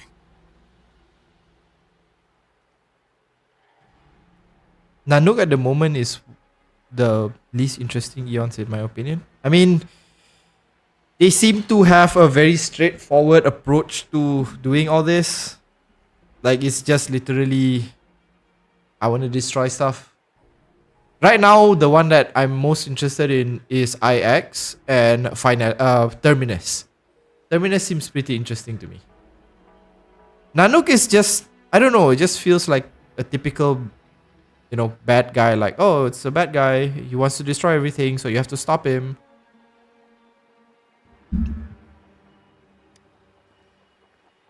General. Yes, how's it going? We have 500 remaining soldiers prepared and medically cleared for combat. After receiving the antidote for Retroact Rain, they have reported minimal hallucinations and no adverse effects. However, a few veterans still reported sporadic sightings of phantoms in the rain. I see. Stay alert. We will continue as planned. Report any signs of potential TD outbreaks immediately. Nanook is still young in terms of Eon's age. Yeah, I think the oldest right now is Qlipoth. I think the youngest is Nanook, if I'm not mistaken. I'm not sure whether Ouroboros was whether they ascended after after Qlipoth or before, because Qlipoth ascended around the time where the Dusk Wars ended, right? Where they fought all the Leviathans. So if I'm not mistaken, Qlipoth is one of the oldest, if not the oldest, and Nanook is the youngest. I don't remember when Lan ascended. I don't think there was a time attached to their ascension. I know that Lan isn't as strong as many of the other Eons. So they're probably one of the youngest, but yeah, it could be a toss-up between Nanook and Lan. Lan was definitely after Abundance because their entire story about their origins, which I'm kind of making a video about, fully revolves around Yaoshe. So Yaoshe definitely came before Lan.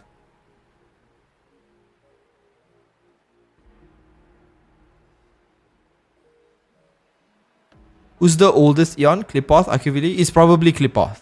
Qlipoth is probably one of the oldest.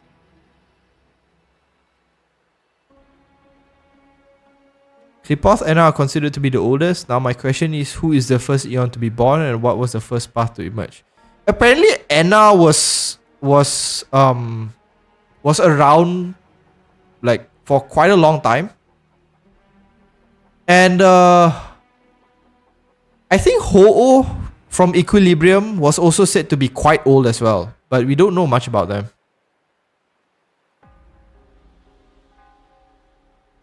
Weren't the Leviathans basically Eons before Eons? I think the Leviathans is the equivalent of the dragons in Genshin, and the Archons are Eons, basically. It's not exactly the same thing, but in terms of progression, I guess. So the Leviathans were just dragons, like space dragons, but we don't really know whether they had individual abilities or whether they commanded a particular portfolio or something like that. Because like as far as I know, like they were basically wiped out, if I recall correctly.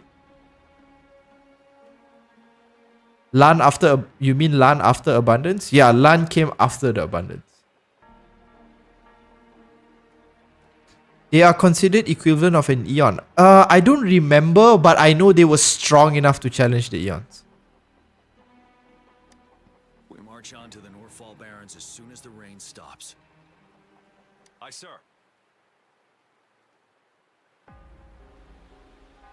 Stronger emotional connection to the affected area leads to more intense hallucinations.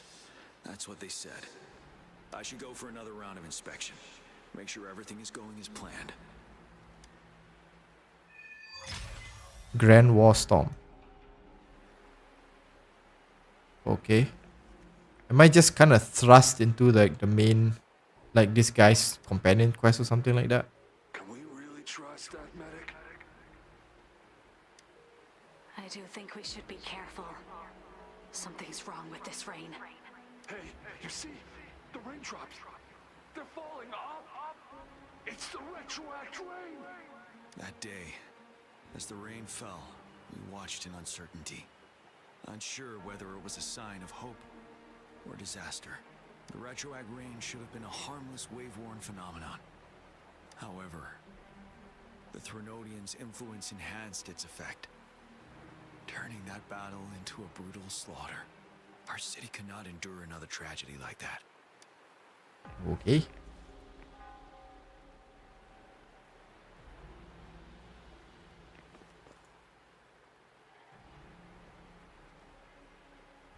Ouroboros turned from Leviathan to Eon? Yeah, they were functionally a Leviathan before they became an Eon. I don't know whether they are the last Leviathan or there's more of them outside. But I think there are more of them because the whole idea behind Qlipoth building all these walls and protective barriers is it's implied to be because they want to prevent the Leviathan from coming back and wrecking everything. So I would imagine that the fact that he's continuing to do that means that they feel that the Leviathans are still a threat. So it's likely that the Leviathans aren't completely wiped out. Whatever happened to Long, the Eon of Permanence? Was it ever said what happened to them? I don't think so. I know that Long was said to have been deceased, but it's not clear how they died. I think it was mentioned somewhere. I don't remember. I feel like I read it somewhere, but I don't remember right now.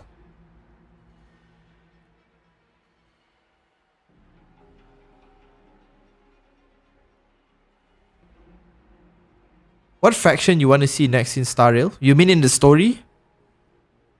Let me think.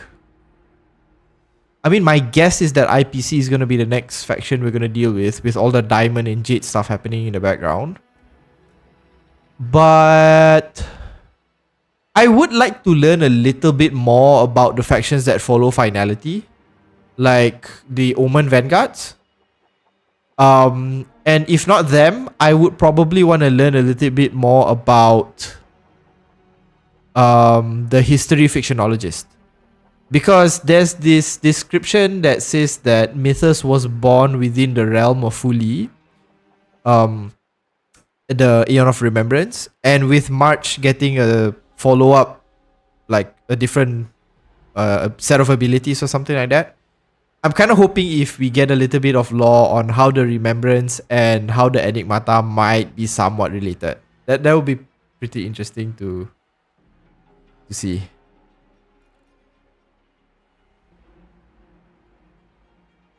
Long learned a different way of permanence, so he hid it. If I'm not mistaken, once he figured out the answer, he passed it on.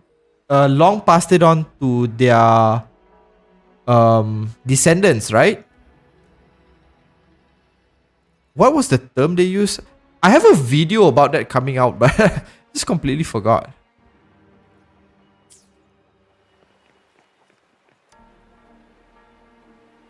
Let's join the Riverside Games after we beat that monster. The Riverside Games? You won first place in the last armed race, remember? And don't back out now. I already counted you in. We haven't held the Riverside Games in years.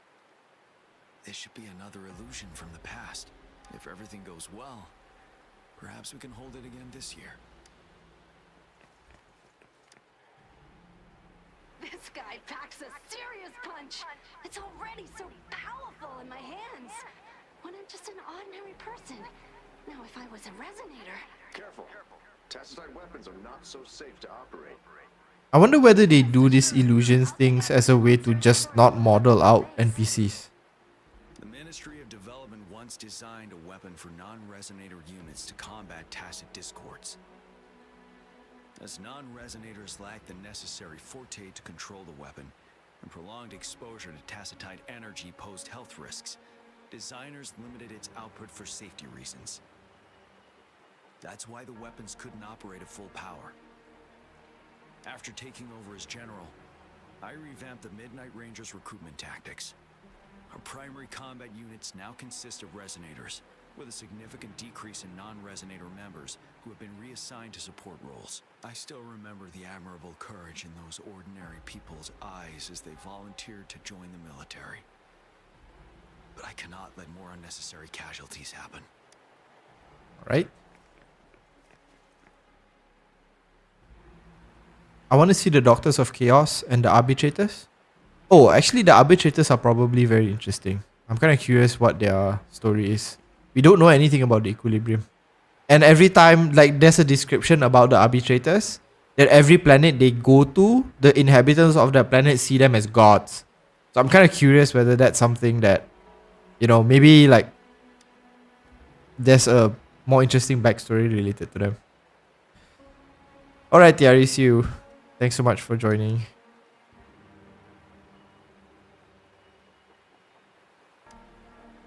Long's death seems permanent. I mean, they are the Eon of Permanence, so... Why am I seeing this curious here. Is it another illusion caused by the retroact rain? Have you heard the theory that Swarm Disaster was a big plan to assassinate Anna?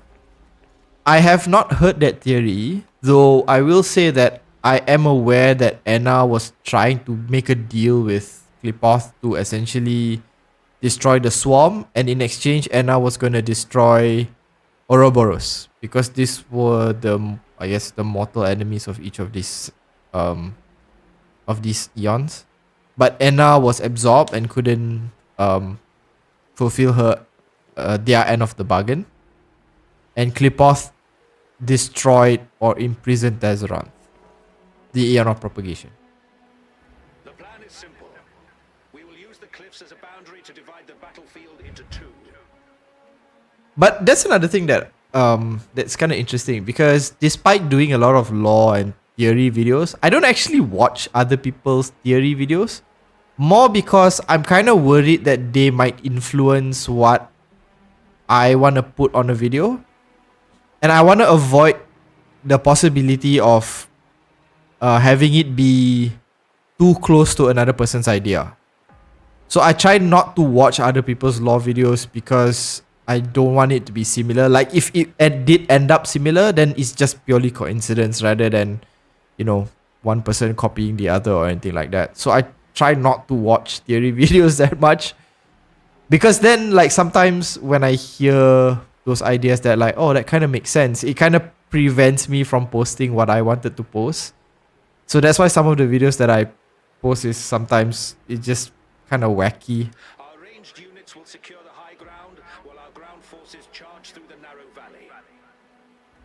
Meanwhile, we will deploy resonators to the suspended ruins where most of the tacit discords are located. Squads 2 and 3 will flank, while General Geshu leads Squad 1 to break their front line. Our goal is to shift from defense to offense and disrupt their strategies. In a word, it's victory or death. Our strategic plan was crafted 3 years ago, taking into account the terrain in Norfall Barrens. Its value remains crucial today. But now, our enemies are even stronger than before. There could be unknown risk factors. We must devise a new plan for the current situation. I think whether an Eon is quote unquote strong or not largely depends on how many people actually contribute to the path that the Eon itself follows. So like if you look at the path of the hunt, right? If you look at those loading screen descriptions, it's descriptions that are related to vengeance and revenge and things like that. So I guess like the weird way that I see it is that how many people within the universe would think about going for revenge, right? There are probably people who think about it, but it's not the majority of people. Whereas like if you think about those paths that are more general or all-encompassing, like say preservation or like abundance, like I want to survive or I want to preserve, right? There's a higher chance that there's more people within the universe, even if they don't follow those paths, actually contribute to it because of, you know, just the nature of how they are. Like everybody wants to survive, right? But it's not like everybody wants to go out for revenge. So that's probably why there's this huge disparity between how strong Lan is versus what's that? Yaoshe. I mean, that's how that's my headcanon at least.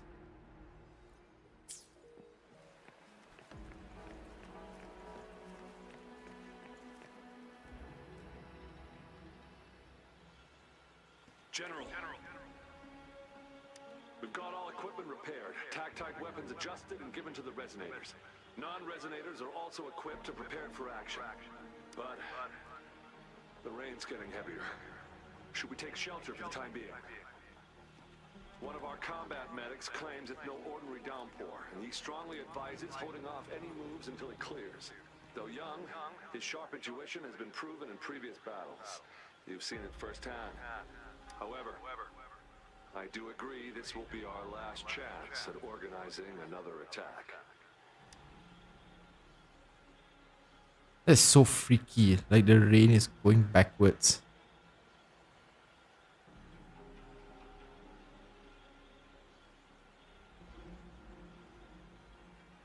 Yeah, that's basically what I was saying. Because if you have to see the scope of each of the paths. Like not everyone is going to be acting in a way that represents the path of the hunt, rather than somebody who might act in the way that the path of abundance, what the path of abundance stands for. So like Lan could be young or ancient or whatever the case is, but because their path is compared to other paths a bit niche, that's why they probably don't have as much power as somebody who has access to a broader path within the universe. Sir, his name is...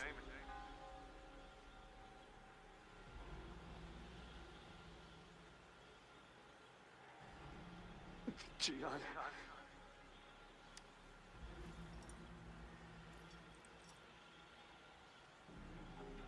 General, help. Please, help me.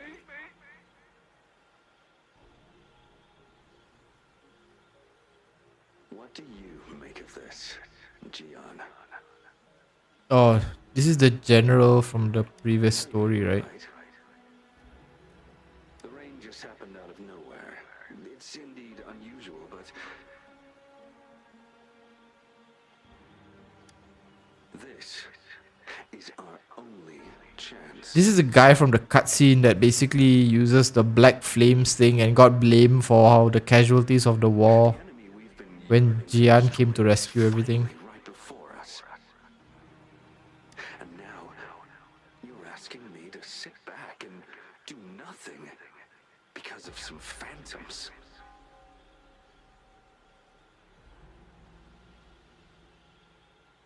The path don't rely on the follower? I think it does, because the path is fed by all the... It's a collection of imaginary energy that comes from sentient mortals, right? Isn't that what it is? So like the more people act in the way that represents that path, the more likely that path is going to have more access to power or energy or whatever you want to call it. How come Diamond is an emanator?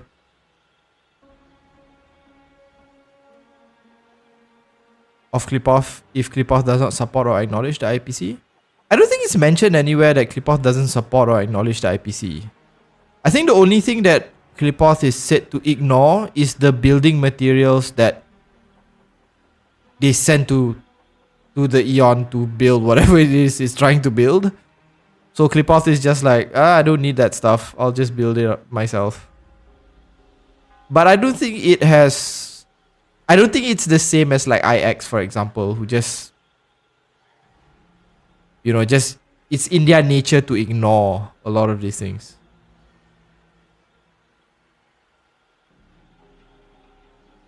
Even with Nanook and the Annihilation Gang, I think it's mentioned somewhere that the reason why Nanook doesn't like the Annihilation Gang, especially with what's his name? Duke Inferno, is because Duke Inferno is choosy with what they consider as things that they can destroy. So if I'm not mistaken, Duke Inferno's philosophy is that the more value something has, like let's say it's an ancient text that has no other copy, then destroying that has more value because then you can't replace it. But if you just destroy a random book, then it doesn't have much meaning. So that's why Nanook values the Anti-Matter Legion more, because the Anti-Matter Legion does not discriminate. Like, it just destroys everything that it sees. Whereas Duke Inferno and a lot of the Annihilation Gang, they have like their own set of rules on what they think should be destroyed, when Nanook just wants to destroy everything. Of course, unfortunately, Duke Inferno was off screen, so... I mean, he has teleportation powers, right? So...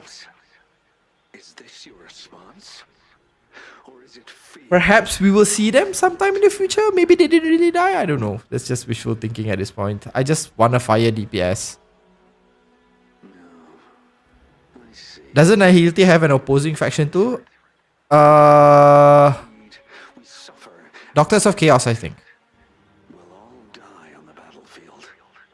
But they don't really oppose Nihility.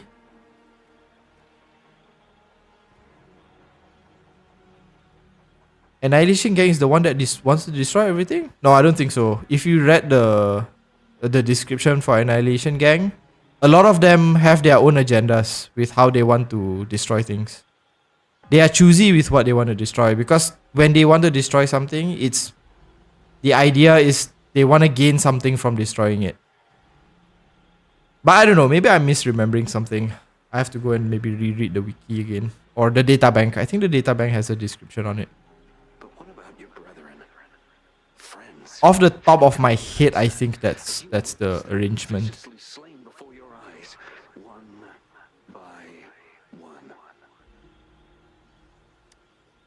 Will you still remain silent when their souls demand an answer? There is no other choice. But what happens when an Eon absorbs another path? It's not like the name changes or anything. They would just quietly embody more. Yeah, I mean, it's not entirely clear, because the only example of a path, an Eon absorbing another path that we have is Shipe and Anna. And it's not clear as of 2.2 whether Anna is... It's said to be gone, but it's not entirely explicitly said that, oh, you know. If it's absorbed means that Eon doesn't exist anymore.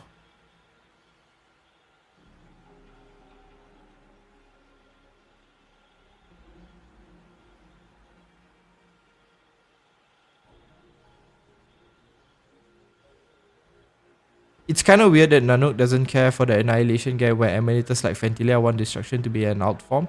Yeah, the only way that I can kind of reconcile Fantilia's actions is that at the end of the day, it still results in destruction. There's no exception to what Fantilia does. Like the way or the method that she goes about it might be this, you know, scheming and planning behind the scenes, but in the final outcome is still that everything gets destroyed. Whereas with the Annihilation Gang, and again, I might be misremembering things, but with the Annihilation Gang, as far as I understand, they have exceptions to what they will destroy. They won't just simply destroy everything. They want to gain something from destroying it. The retroact rain merely creates illusions of past events. My soldiers will not succumb to those hallucinations. I will not allow it. We'll crush anything in our path, no questions asked. And I will pave the way for us all with my forte. If tens, hundreds, thousands more of my men will die, so be it. We will win this battle by any means necessary.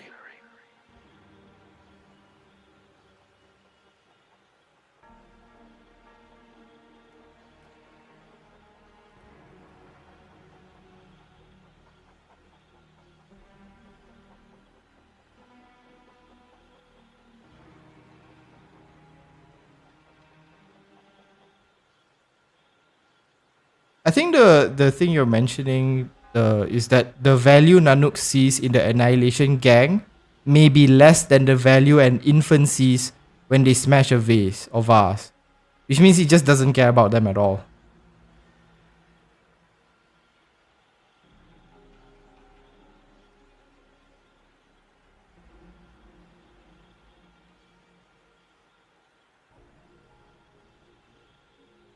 And in the data bank, I think it mentions like the reason that the Annihilation Gang doesn't get a lot of attention from Nanook is that behind their thirst for destruction is not pure enough.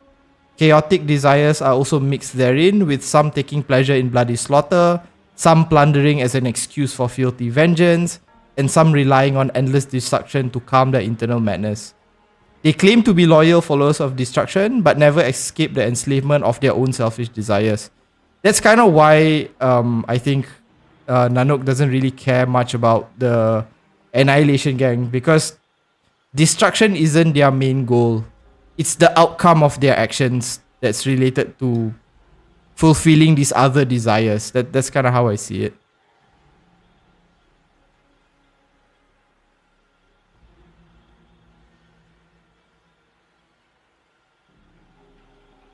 Kacharo is voiced by Sephiroth. Yeah, the JP one I think is voiced by the same voice actor in Sephiroth. The voice acting for Sephiroth. John, I have a question for you. What would you have done on that day if you were in my position?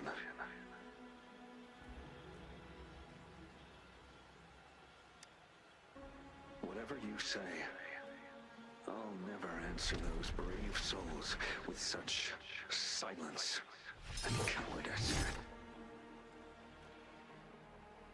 Am I going into a boss fight? Prove yourself to me, Gian.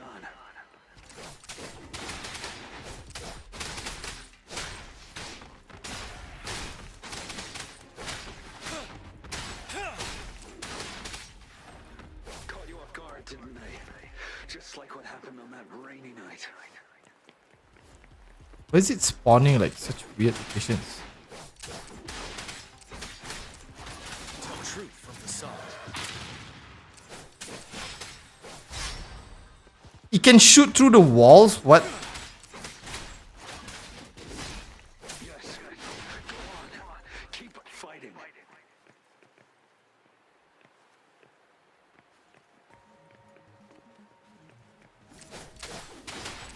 Tell truth from facade. All your friends hate nihilism? Why? I like nihilism as a concept. I mean the path of nihility, I mean.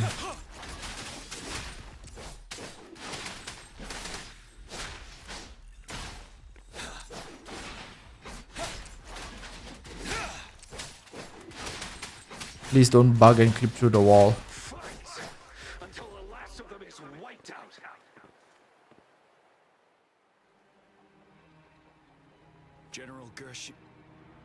General Gershu Lin.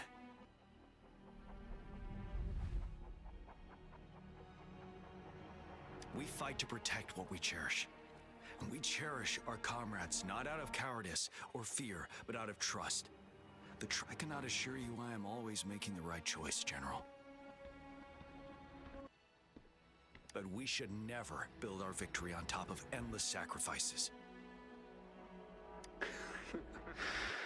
Is that so? I mean, that kind of makes sense. Like, the more vague the concept is, the more room there is to grow.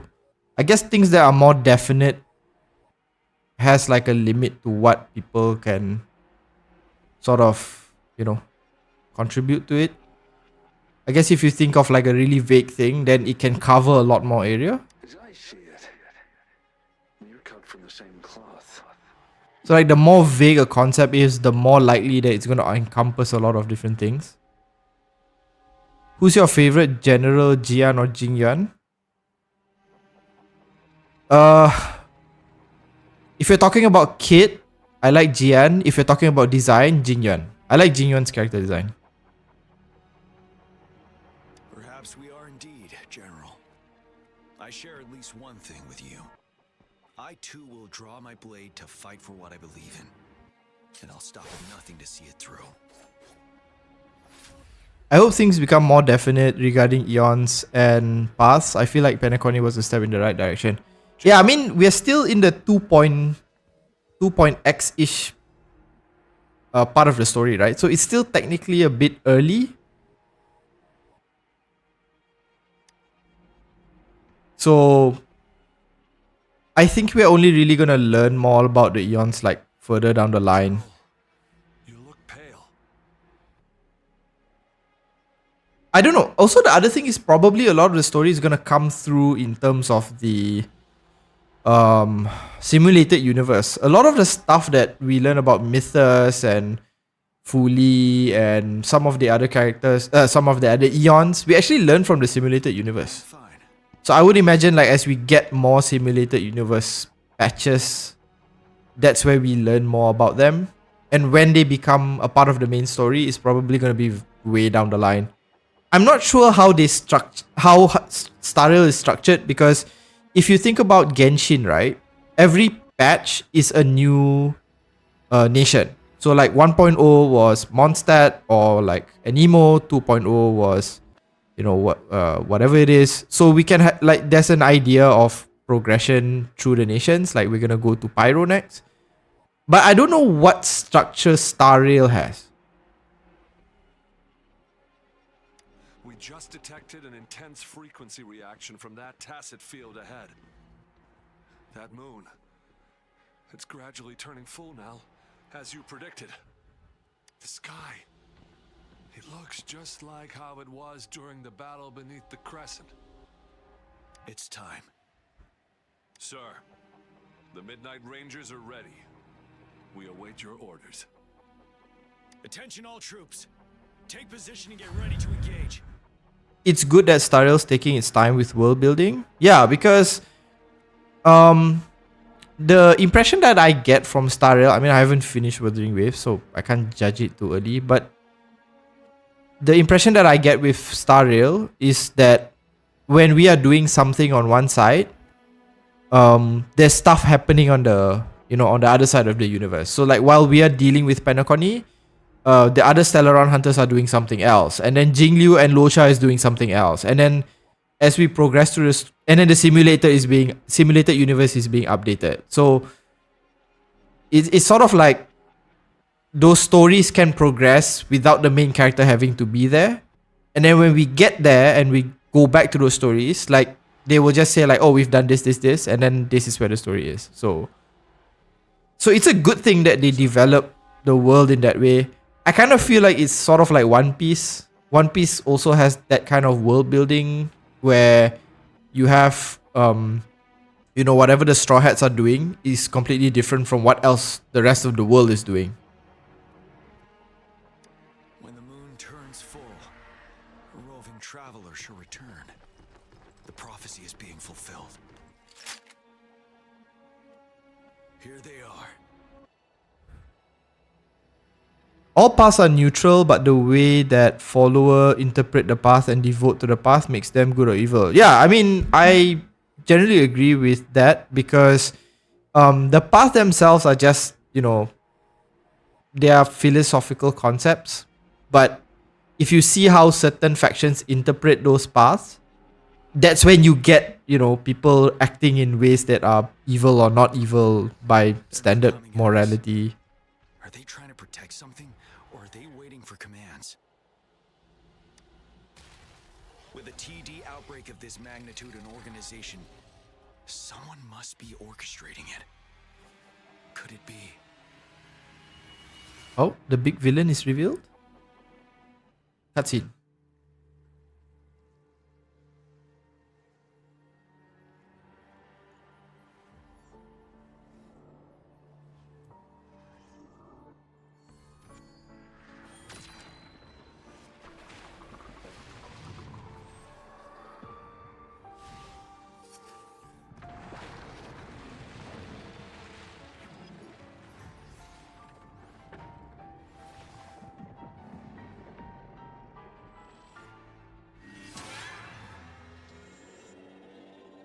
Oh, that's pretty cool.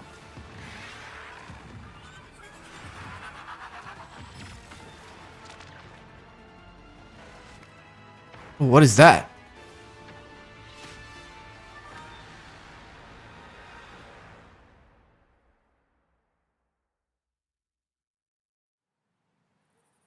Dreamless? Oh, that looks really cool.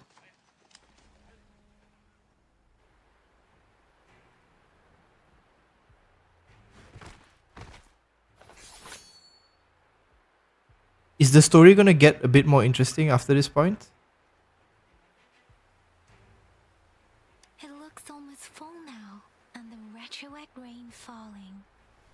Rover, maybe this is the right time Madam Magistrate was talking about.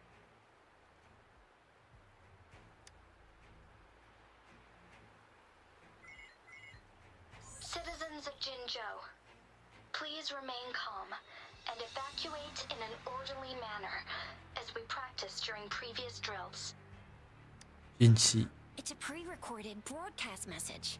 Our magistrate saw this coming and she had General Jian devise an emergency plan a long time ago. We knew this was coming and we were ready, but oh boy, the amount of TDs is insane. Thanks for coming in time, Rover. It would have taken us much longer to handle this. Why? He's just one guy. Like, how much contribution could he have done? Oh, Director Tao Chi is here too. For a better rundown of the situation, you can find her near the city gate. No, that's not what I mean. I'm not saying like whether there's gonna be more hot blurry females. Although if that did happen, I wouldn't be complaining, but I must send these supplies to our men. You're injured. Please go get yourself patched up first. Shuxia's right. Please leave it to us. We'll help deliver these supplies. Okay. I'm about to enter the finale of Dispatch. Okay, that's good to know. Rover, Yang Yang and I need to get this stuff delivered. But there's still a lot of questions that I have. I probably have to reread some of these things to kind of understand the story a bit more. If I'm ever going to do videos, I mean.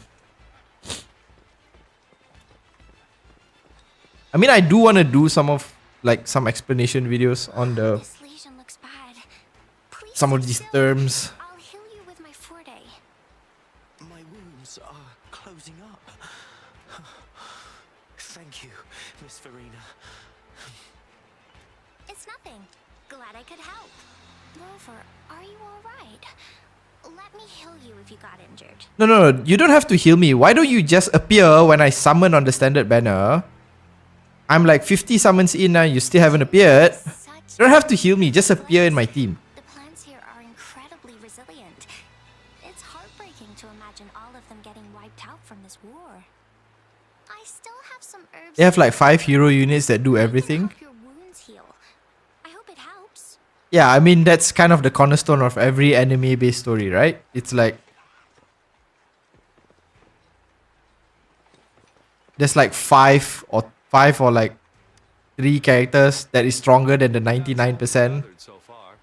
Did you see the Take them to my tea house and boxing gym. We can set up temporary when Uchiha Madara completely decimated the army by himself? As a citizen, it is my obligation to aid in the face of this immense danger. I'll do my best to assist. Are you all right, young miss? This is one of the largest TD outbreaks I've witnessed. There have already been. If you ascend to Eonhood, what kind of path you want to become an Eon of? Probably either Elation, Trailblazing, or Finality. Finality because then I will be able to get myself spoiled on every part of the story of any anime or manga that I read. Trailblaze because it seems like Akivili has the most amount of freedom and can just do basically whatever they want. And Aha is if I am stuck to a path because of a primal mobile, I might as well be like Aha and just do whatever I want. So these are the 3 that I would likely choose. I still have some supplies with me. The rest of them just kind of seem like one note characters, like, oh, you're gonna stuck doing this.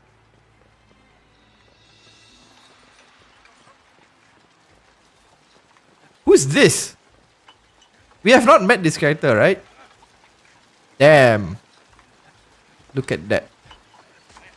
Look at his abs. Are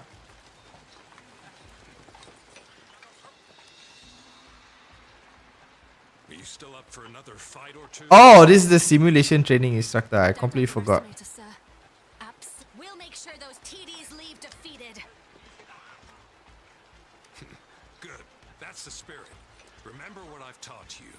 Safety first. Then take down as many of them as you can. Understood? Aye, sir. I now want to become Enigmata. Gaslight people with false info seems fun. Yeah, have you seen the content on my channel? That's basically what I'm doing already. That's why I didn't list that as a choice.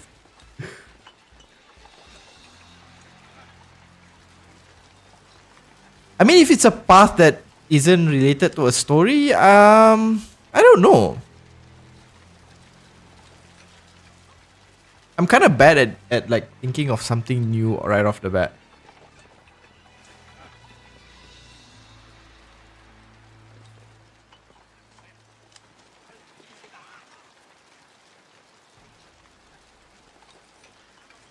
Some of the background sounds just kind of weird.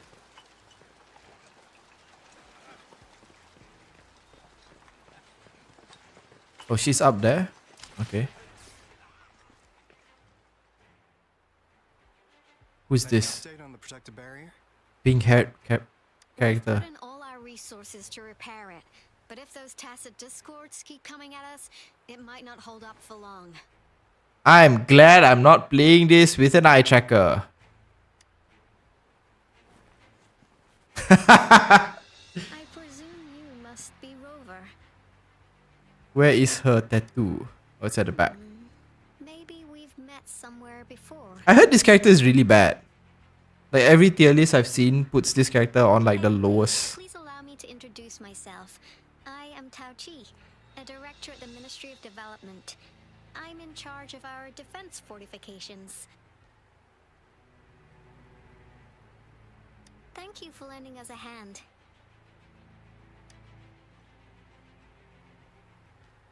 It's our defense system against the retroact rain. It does a good job of keeping the city safe from the rain's effects. Once the protective barrier breaks down, tacit discords could manifest from inside Jinzhou City. She's Noelle but with no DPS healing. I see. Rover, remember what I told you earlier? The retroact rain is essentially condensed droplets of remnant energy that fall from the etheric sea. This remnant energy makes it a magnet for tacit discords. It records events from all times and places.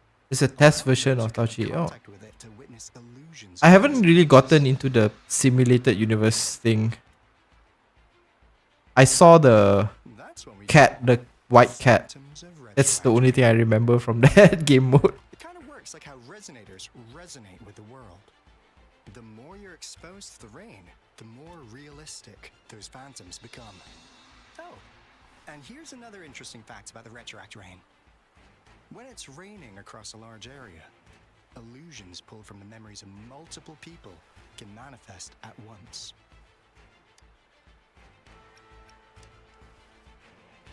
Nice catch, Rover. Jinzhou has been a battleground for centuries. That's why it has to deal with the Threnodium that represents the concept of war. And wars will lead to deaths. Once the retroact rain reaches its final stage, there'll be thousands of phantoms. Phantoms of Oh, I guess that's the warning earlier that they had. Like if I were to join this particular story quest, I have to finish it. Otherwise, I can't do the world stuff. Damn it. Magistrate ordered the construction of this barrier precisely because of that. Indeed, the phantoms should only mechanically repeat what they had been doing. They shouldn't have the ability to interfere with reality. I mean, the thing that I really like about Wuthering Waves is the combat. I mean, the combat has been fun. Power. As a result, said phantoms be inflicting real harm on humans. This might be me, but I don't know why Kuro character neck is a bit longer than needed. Ah, thanks for sharing that. Now I can't unsee it. Battle 3 years ago, our soldiers got into a gruesome fight against countless tacit discords, either native to Northwell Barrens or produced by retroact rain and endless swarms of phantoms. Phantoms of tacit. Now I'm just looking at everyone's neck. Soldiers. Like, is it? Their indiscriminate attacks on everything in their sight. Soldiers could not tell friends from foe. The relentless rain even recreated the brutal deaths of their comrades, etched in vivid detail. The Northwell Barrens turned into a living hell, and to this day, we can still hear the desperate cries. the battle. Is that why they are like covering everyone's necks and putting all those tattoos in like places where you wouldn't notice their necks? Power. Because they just drew all the necks really long. Sent back valuable video recordings of the rain. those videos provided crucial information, which allowed nations worldwide to speed up their research on defense against the retroact rain. Our people on the Black Shores have theorized that the Threnodian abnormal moon sightings and the retroact rain may be linked. Is it maybe possible that with the moon being as close as it is, that's why the rain is like falling into the sky? It's a gravity thing. Yeah, something like that. I mean, just look at how huge the moon is in the in the sky. Enough data to verify anything. So, unfortunately, we can't predict retroact rains yet, but we know it's closely connected with Threnodians reviving. The TD outbreaks are another sign.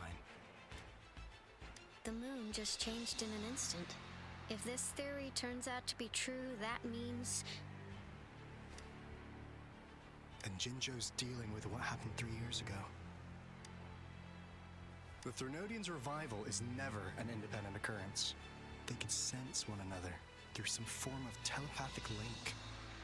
The revival of a Threnodian in Jinzhou will trigger catastrophic events and affect other nations. We gotta hustle back to the Tethys base. Tethys base. Our lament detector and warn them before it's too late. Anyway, we'll take our leave now. Okay. Please stay safe.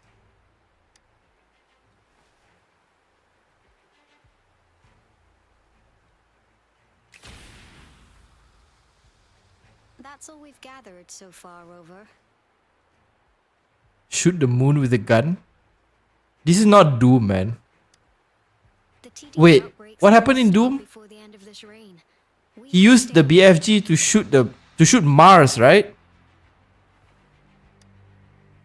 If only we could do that. There's another wave of them ahead. Speak of the devil. I'll need to take a very long nap after this. Activate the defense mechanisms!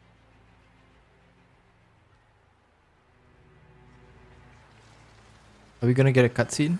Okay, we're gonna get a cutscene.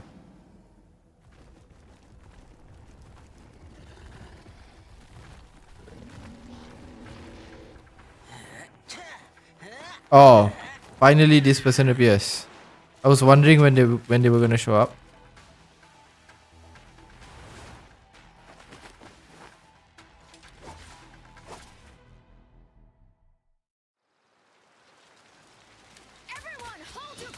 Oh, that's interesting. It's like all the characters.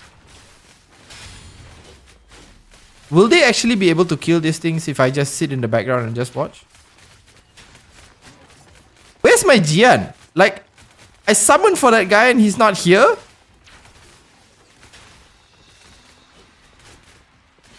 Why are we fighting with swords? They clear, like, give me one of those guns. I'm being completely useless in this fight.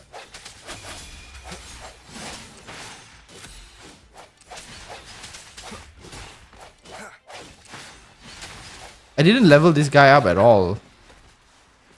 Let's try this guy. I haven't had a chance to play him yet. What does he do? Does he just punch people?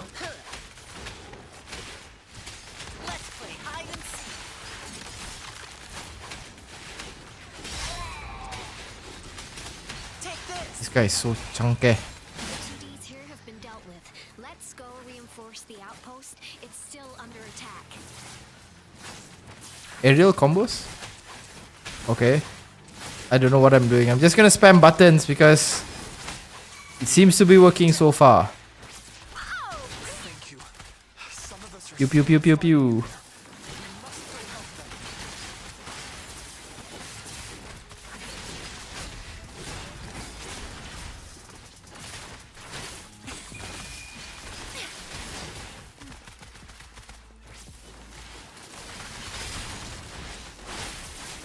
Don't worry, I've got this. Lions rumble, evil Finally. What happened? We made it. Did everything just die? Thank you so much. It's dangerous here. Let's head back first.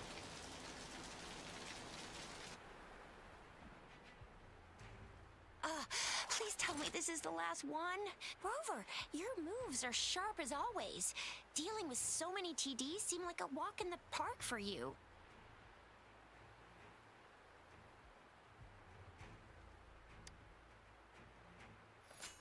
Rover, did you see that? You know what kind of bothers me with how they've created some of these characters? Now Hold it's on. almost identical to what we saw 3 years ago during the battle beneath the Crescent. I'm afraid we're already running out of time.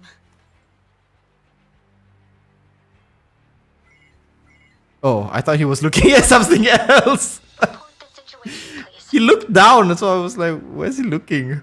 Madam Magistrate, the barrier has been fully repaired and we have evacuated all residents.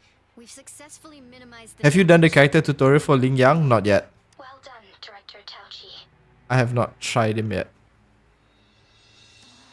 Indeed. It's been a while, Rover.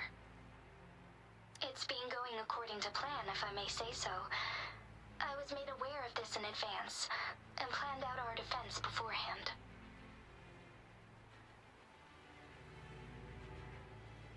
Yeah, I mean, even if it's scripted, at least you can kind of see everybody kind of go I into cannot sit back and wait for Jui to save us. the fight. I will act and see my duty through. This is my decision. I have secured some much-needed aid for our city during my visit to the capital. Also, our experts should be ready by now. Rover, do you still remember Jui's message for you? Now we have raindrops that fall upstream, and the midnight Oh, rain you see, now you have it. on the Norfall Barrens, ready to take on the Overthrax. This must be the right time Jui was talking about. Look how close the moon is. Like, Rover, there's no way that that doesn't affect you might gravity or something. directly confront a Trinodian. That's fine. Your eyes look as determined as ever.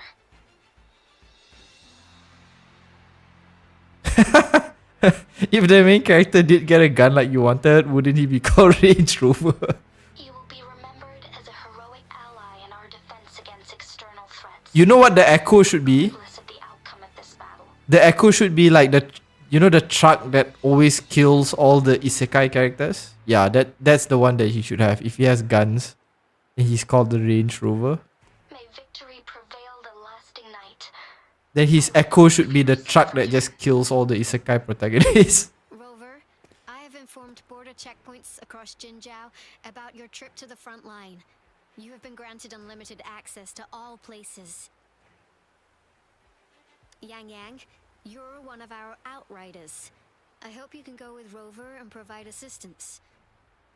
You'll need to pass through a tacit field to reach our base in the Desert Rock Highland. Please, be careful. Why don't you get a bunch of 5 stars to follow me? Then I'll probably be safe. I'll be keeping the city safe as a patroller. Do come back in one piece, okay? Rover, I said don't call me that. Never mind, we don't have time for this.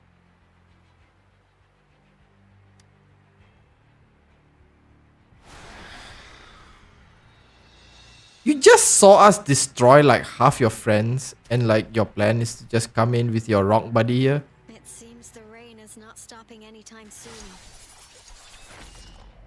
The city. What if... It's like a random tornado in the background. Rest assured, you can count on me. I will keep everyone safe. Me too. Don't forget us, Lion Dance Troop. Okay. We got this! As you can see, everyone's ready to defend our city. Rover, Yang Yang, safe travels. I've informed General Jian that you're heading to his place. He will be meeting up with you soon. Alright. May victory prevail the lasting night.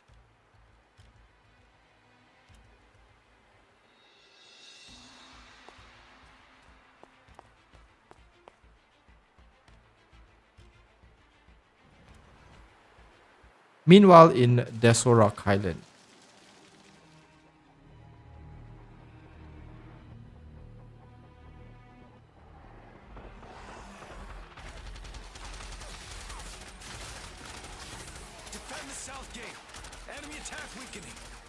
This wave is almost over. Okay, despite me wanting to continue with this, I'm probably gonna end the stream here because it has gone way over the time that I expected to have this stream. So I'm gonna stop here and probably just proceed with the story off stream, I guess. And we're gonna probably stop around this point. So the next stream is gonna be on Friday. Whatever time the special program is gonna be up. Now the usual time is gonna be Saturdays and Sundays around this time, like from 9 to 12. But if there's some special stuff that's happening, like the special program, then I'm probably gonna cover that. So whatever time the special program is going live, I'm gonna do a live stream reacting to that. So just, keep up to date with that in the community page and stuff. So other than that, I think for now I'm just gonna continue with Wuthering Waves and a little bit of Star Rail. Maybe I'll play some other things here and there, Helldivers or something. Just because the point of this is just to kind of chat. And yeah, that's pretty much it. Thanks so much for everyone's, it seems like it's been quite interesting chatting to all of you. Everybody has a different idea of all the eons and stuff, and it's been cool. So have a good day, and I'll see you guys on Friday. I'll schedule the stream maybe a day or two before that. So I'll see you guys. Bye. I need to make another PNG with the cat waving or something. Alright, see you guys.